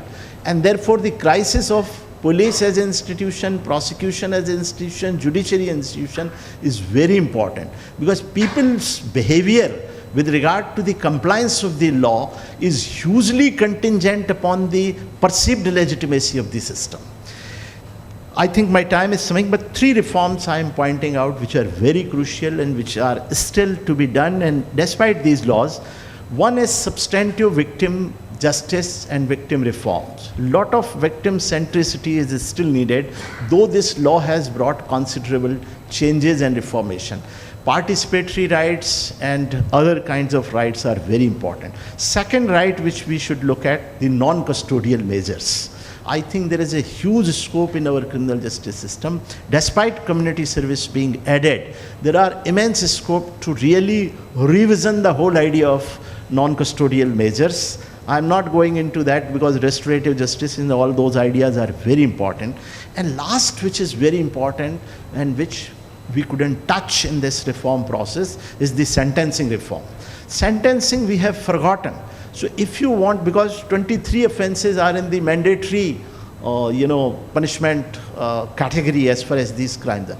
So how the sentencing options are available now before the judge, if the discretion is removed, and how the mitigating factors would be evaluated by the court in those circumstances. And sentencing is mistakenly considered to be important only in death penalty cases, as it is often discussed. But I am saying sentencing is equally important in all other cases. Huge debate and discussion is needed as far as this particular area is concerned. Thank you. Thanks very much, Professor Bajpai. Very, very important observations. It's always great to have an academician's point of view, and it's good to hear about the more fundamental questions about, let's really think about the issue of, as we discussed in the morning, what should be the crime, how should you decide what should be a crime, and how do you punish for that crime.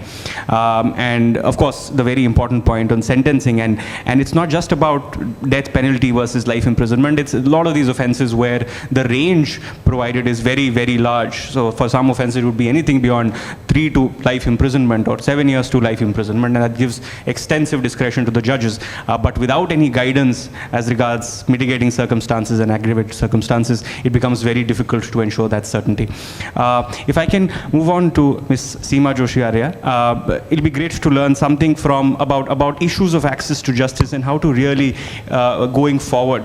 How do we ensure that things, the troubles that we've discussed in the morning also, and throughout the first the panel discussion also, issues with regard to prisons in India, and what are the key learnings that we have that we can really take forward in the 21st century?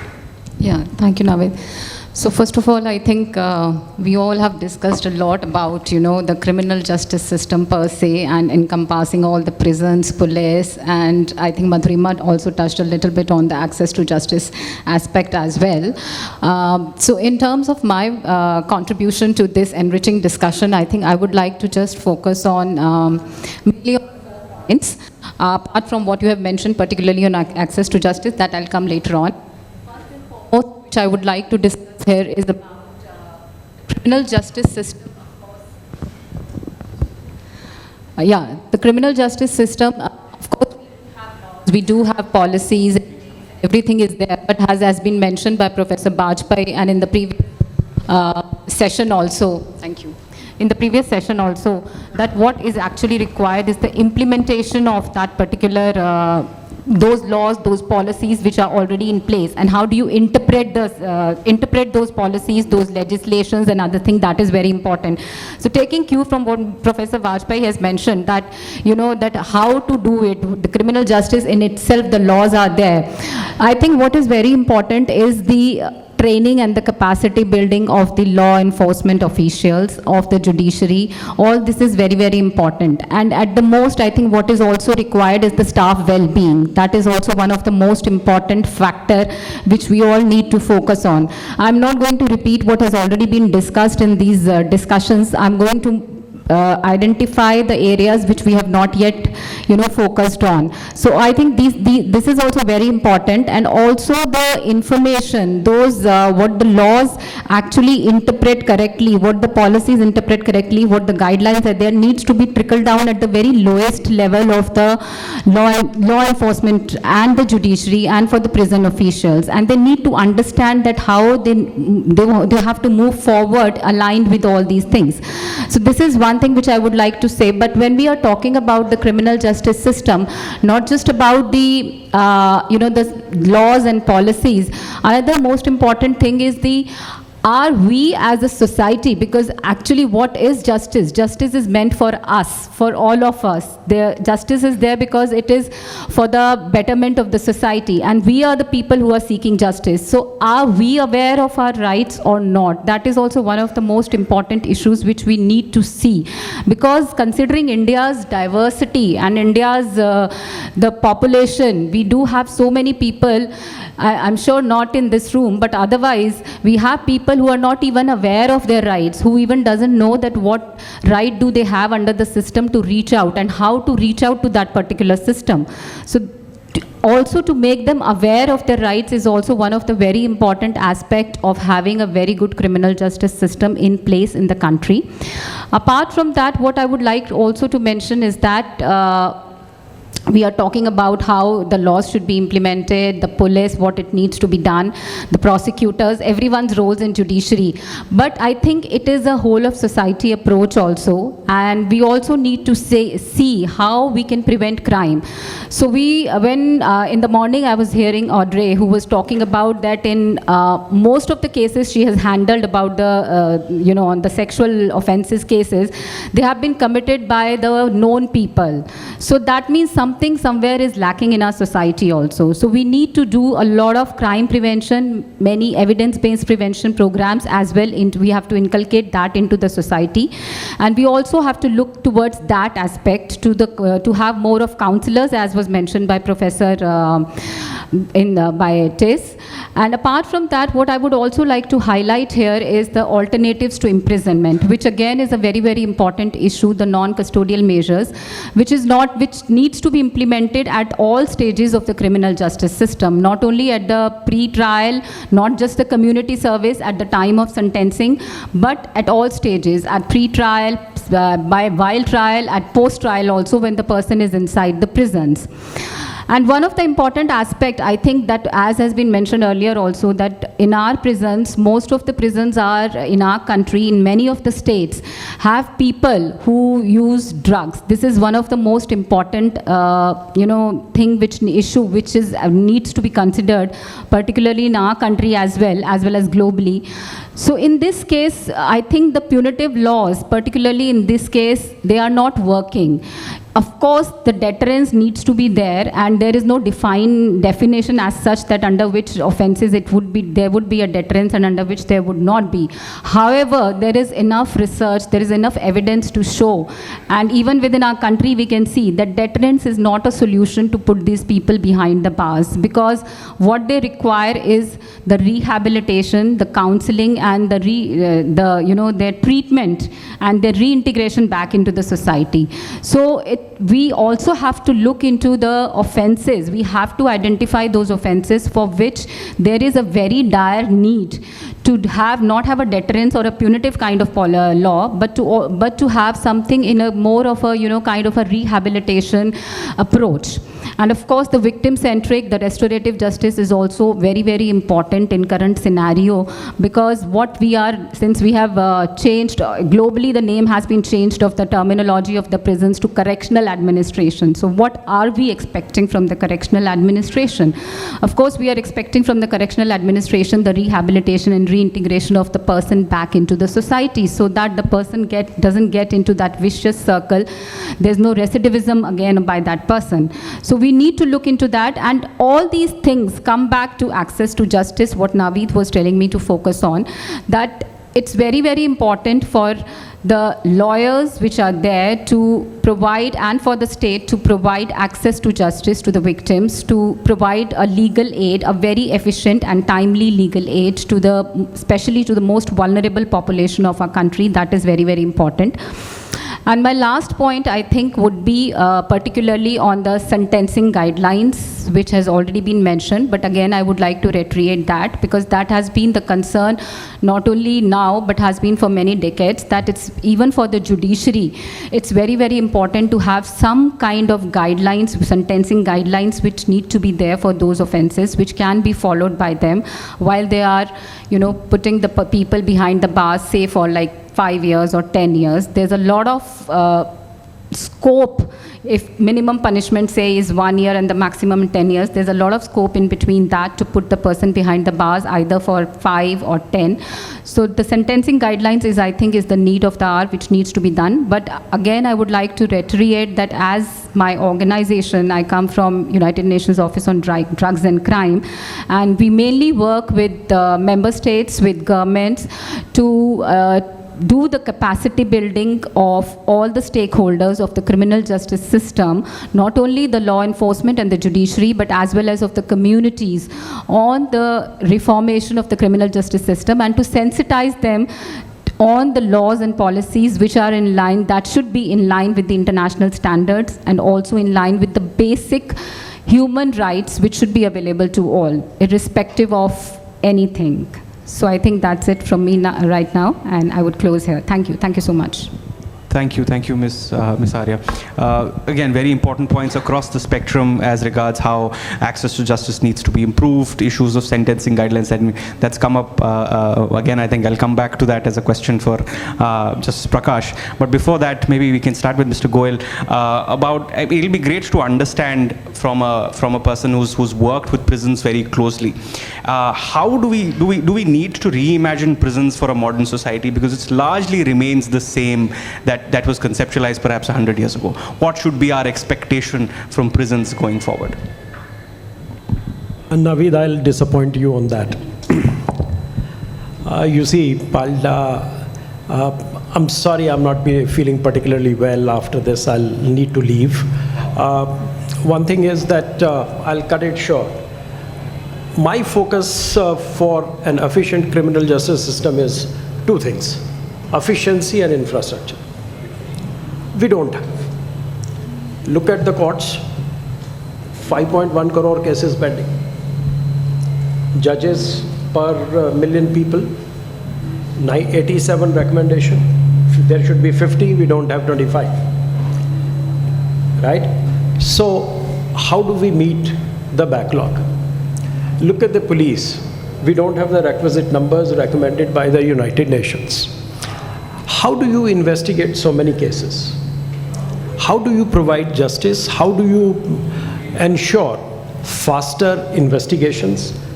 How do you not expect that there won't be any shortcuts during investigation by the police, and there won't be any shortcut methods taken to resolve crimes, or there won't be burking? Now coming to the prisons, look at the prisons. You have 131% overcrowding, right? And the kind of construction of prisons that is taking place in the country, it is negated by the number of the increased number of prisoners that get into the system. Of course, the courts are granting bail. If you look at the number of 2022, more than 53 lakh cases were registered, 58 lakh arrests made, and what is the number of people in prisons? Just 5.7 lakhs. So bail is being granted. Of course, there are issues. You find in anticipatory bail a high court hearing the case 20 times and asking the police to share their case diaries with the defense in anticipatory bail. You have issues, but my take is that for humane treatment of prisoners, it would be necessary that we construct more prisons. We have 806 districts in the country.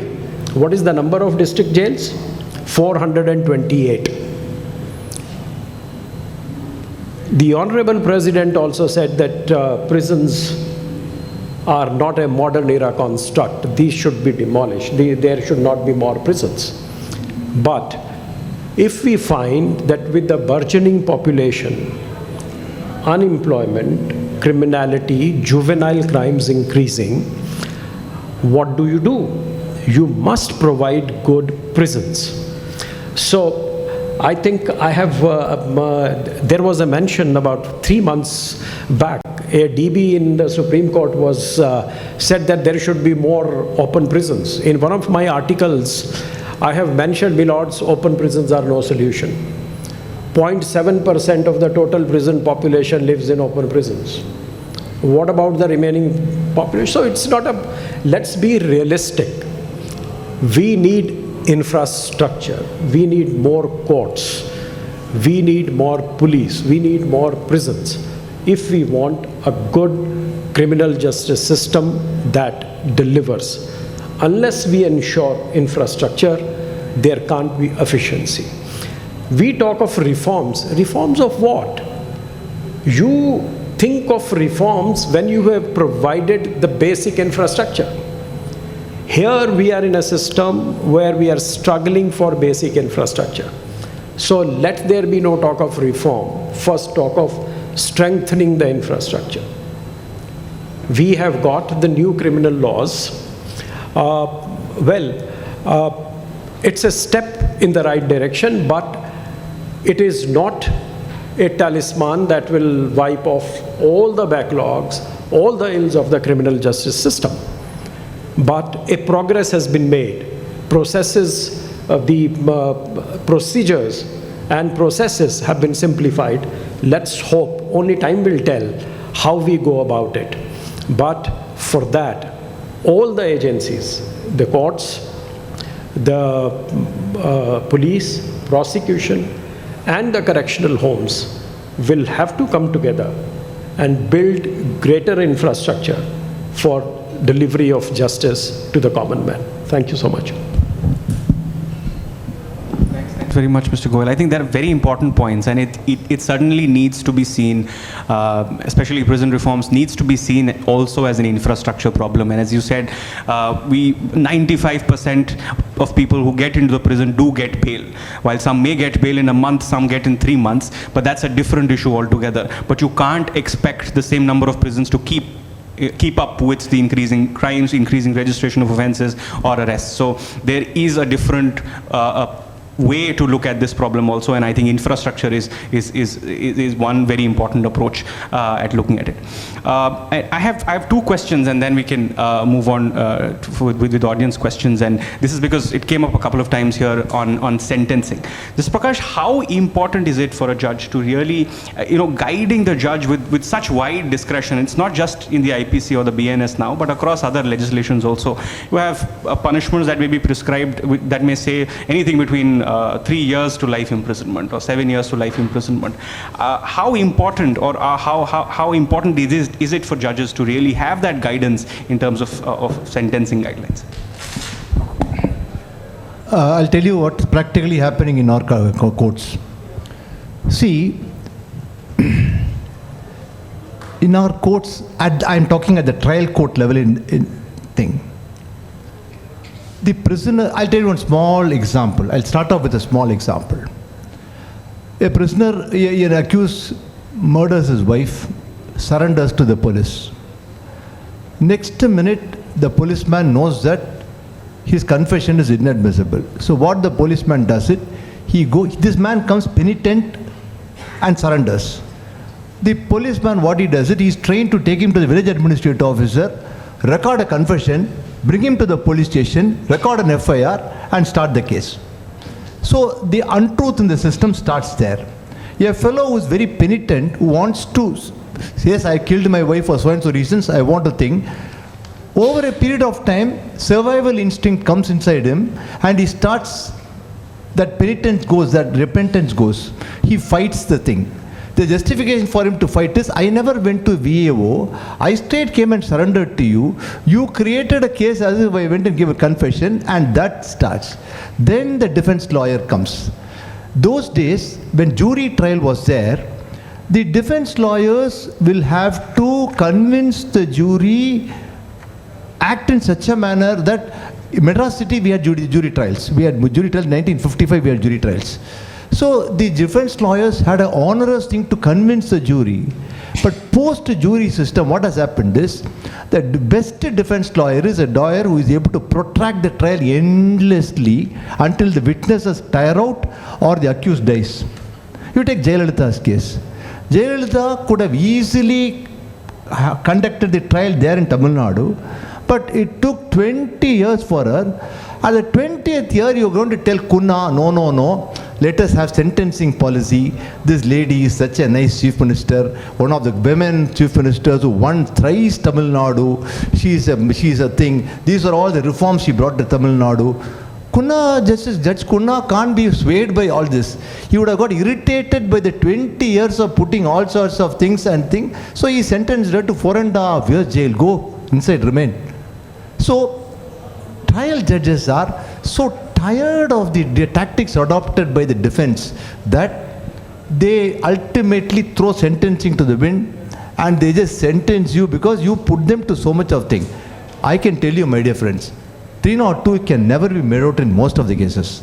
I can know that 304 part 1 or part 2 is made. It is the defense lawyers who make ordinary cases into 302 and get life sentence. A little amount of common sense, accept the certain parts, give an explanation, try to bring it into the exception. We judges are ready to sentencing, that thing is there. Only when you try to completely hide the whole pumpkin in a morsel of food, we judges get irritated. But a boss, go live there and come, go to Supreme Court and get acquitted. So it is not that sentencing policy is not work out, it will not work, because practically this is what is happening in our trial courts. Thank you, Justice Prakash. My other question was on what Mr. Bajpai had mentioned about over-criminalization, about the penal policy. Why do we criminalize and how do we criminalize? It's something that we are also trying to understand at Vidhi, trying to document the extent of criminal law in the country. And in fact, our work on union legislations tells us that the number of offences go above 6,000 in just union laws, and that situation could be even worse with state laws. And this goes across spectrum. You could have regulatory civil laws that use criminal provisions for compliances, and the issue also extends to, in terms of the arbitrariness in terms of prescription of punishment, 3 years punishment for cruelty and 3 years punishment for not giving documents on time. How do we, going forward, how do we really come up with those principles that really guide criminal lawmaking in the country to make it certain, to make it clear? Yeah, so actually there are two very important issues, because one which was raised in this context, that while we have a very heightened expectations from the system, at the same time the capacity of the criminal justice system is not really matching to those requirements. And the India Justice Report has very clearly come out with those cold statistics and numbers. So I always believe that the criminal justice system is the operational part of criminal law. Criminal law is given effect by the criminal justice system. So this time, that's why I'm saying the reform has taken place in criminal law, but reform has not taken place in criminal justice institutions. That we must understand. Now the question that you are asking, Actually, we were researching on this subject and I came to two very interesting conclusions. One is, in India, we do not have much understanding as to why we are punishing the people. One. Second, we do not have enough data as to whether punishment makes any difference, at least for the objective for which it is delivered. Absolutely, we don't know. But we continue to be very, very punitive society because we don't have anything other in our mind that could be delivered. You cannot reward a person if he does something wrongdoing. So immediately it comes to our mind that let this person be sentenced to jail. But while sending him in jail, there is no idea as to why are we sending him to the jail. Indeterminate sentencing was a system which were in existence till late 80s in the US. And that was very interesting system. So judge was not punishing the people with a definite years. Rather it is left open. Prison institution and authorities will decide whether this person is now ready to be released or not. So the prisoner goes with the key of prison in his pocket. That was the idea. But as US also grew very, very penal because of the heinous crimes that were taking place, so they have also brought a parallel system which was too harsh. But whether harshness helps or not, that is something which we really don't know. But otherwise I'll say that the cruciality and the crisis of the system is also indicated by various numbers. So like India stands at number 78 as far as the World Justice Report Rule of Law Index is there, almost. In the whole world, around 5 billion people are living outside of the protection of law. In India also, millions of people are not able to access the system. So if you see the Mark Galanter long back, he wrote an article and he was mentioning what actually Honourable Justice was mentioning, that if all the people start going to court for all the things that they have, the system will simply collapse. We are denying justice to many people, therefore we are saving the system to a great extent, because system doesn't have at the moment the total capacity to cater to the net requirements of the people. So that is very, very crucial. So I think we need to sort of look at more fundamental issues. The last thing that I would say about, which we have not discussed much, but India Justice Report states about the legal aid. almost millions of people are living without any legal aid. So if you see the per capita availability of legal aid to the people, because of which they remain outside of the protection of law is huge. So I think on ground a lot of work remains to be done if we really want to see these reforms in actuality or in a sense. Thank you so much. Thank you, Bajpai. In the interest of time, I'll limit my questions and take a couple of questions from the audience, and we can close it by 5. Yeah, we have a question here. If you can have a mic there, please.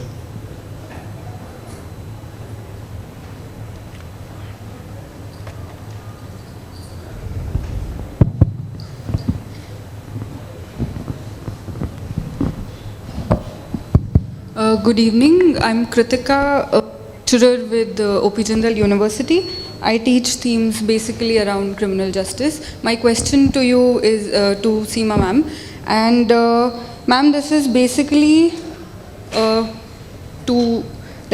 dividing my question in 2 parts. When we talk of firstly alternatives to incarceration, as well as policies around criminalizing addiction, in the era globally and locally, when the focus so much is on taking a tough stand on crime, and as sir just mentioned, we are generally a punitive society.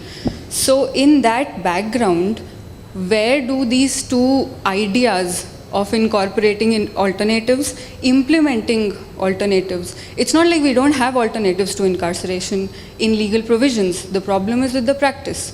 So where do we, and the same goes for decriminalizing addiction. Where is the reality on these 2? Thank you.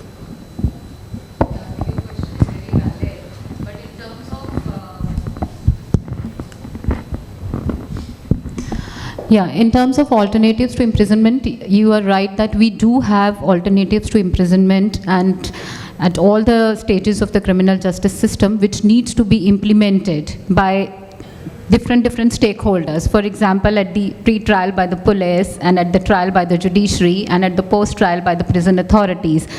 So of course that it's not that they are being fully implemented. We do agree with you, but of course there is more need to. That is what I was mentioning when I was talking about alternatives to imprisonment. There is a more need of doing a capacity building exercise with all these stakeholders and to guide them on how these alternatives to imprisonment or non-custodial measures in some offences can be implemented at their level itself. So this is where the capacity building and the training and the guidelines come in picture. And with regard to your second option in the second question on addiction, of course, globally, that's an agreeable thing that everyone globally, most of the addiction is considered as a punitive thing. But however, there has been, it's not like that. Few of the countries have also been coming up and changing their laws and policies to moving more towards the rehabilitative and the reintegration approach and considering it as a disease. So it is, even in our society, I think it is very, very important to look from this perspective that the use of drugs, the person who's using the drugs, merely a drug user, of course the person will be convicted, maybe not, I think more than 80% of the time the person is not convicted as a person who uses the drugs, but the person comes into the criminal justice system because of some other minor offense, because he or she needs money to use drugs. So it is, we will have to navigate that complex thing and to see that if that person is, of course, a person who has been into drugs, how to put that person into the treatment thing and into the rehabilitation part.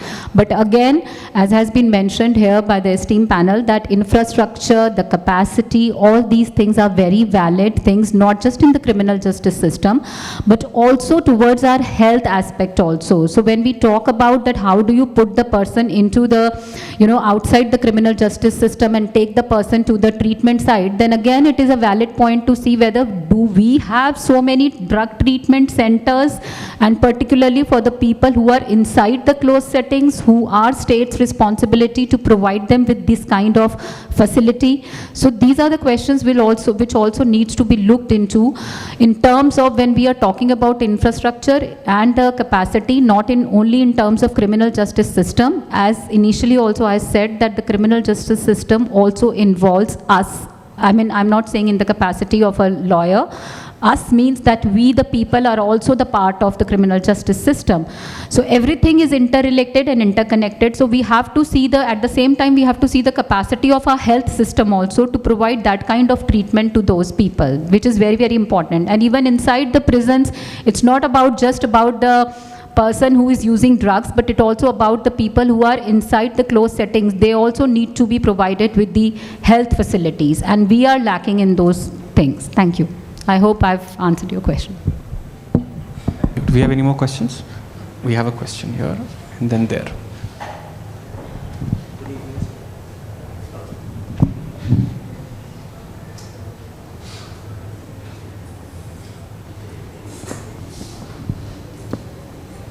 Press it for a couple of seconds, it will work.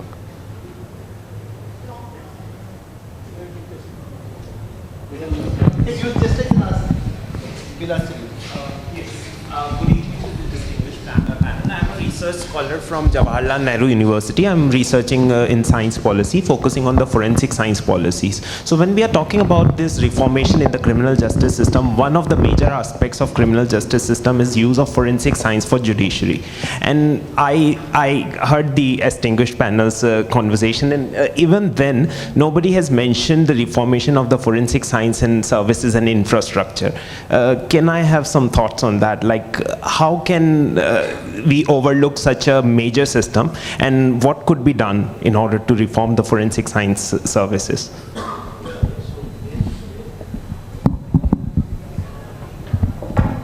Yeah, actually this is very important, because now the forensic scientists have been actually obligated to assist the police at the time of investigation. So there are two things. Number one, if you see the Forensic India report published by the National Law University, Delhi, it says that we are lacking at least there are 900 vacancies in the country. There are 32 CFSL, there are hundreds of state FSL, but still, so the kind of manpower we would require to cater to the requirement of crime scene management. So there actually I happen to make a recent suggestion which is being considered. I said you may not have the required number of forensic scientists to assist the police at the crime scene level. So what actually to be done at the crime scene level is not very serious science.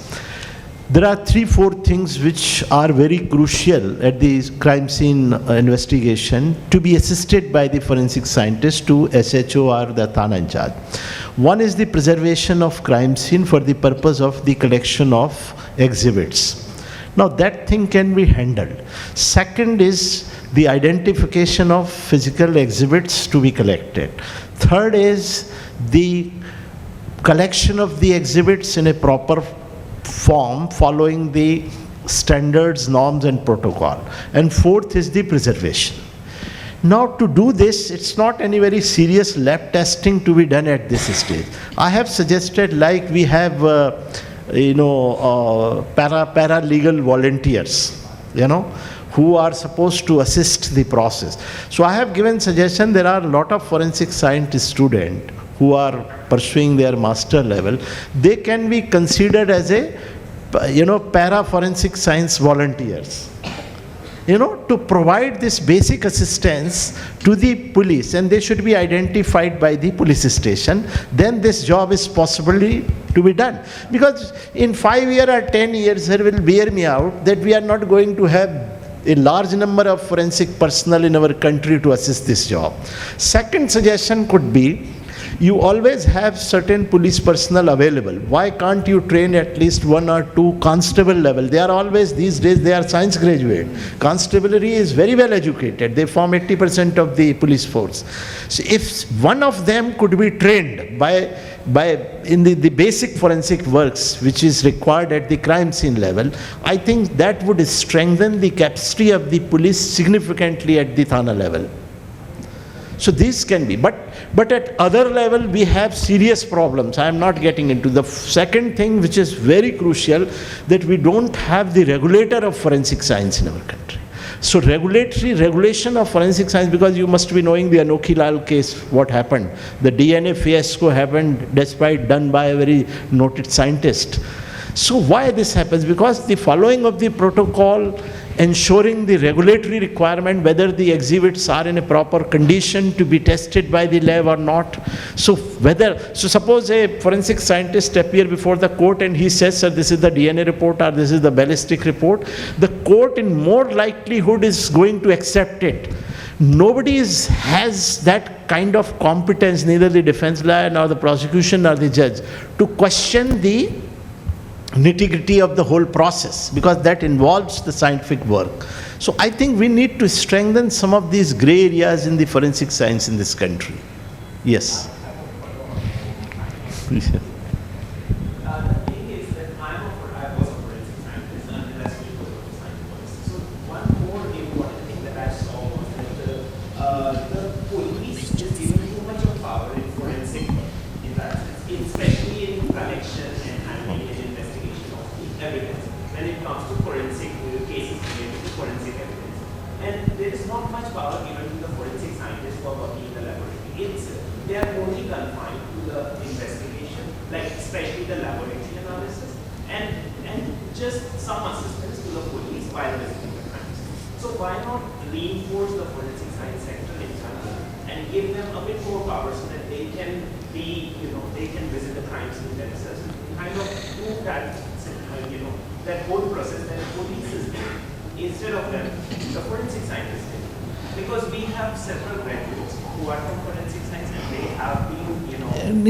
Actually, your question again comes to the regulation of forensic work. Actually, the police is the preliminary investigation agency with all executive power provided under the law to investigate the scene of.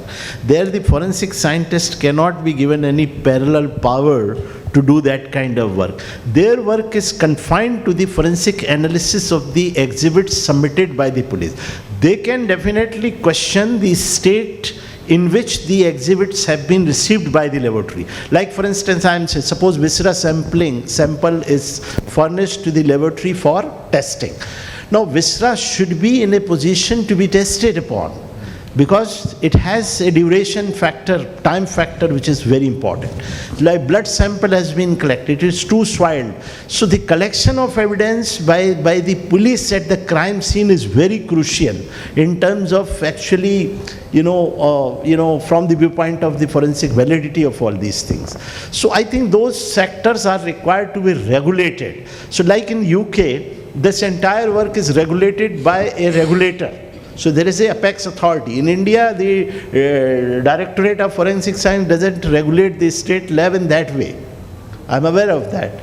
So that is the problem. So now probably the government is considering the regulator. So once they will come, a lot of things will be streamlined. Thank you.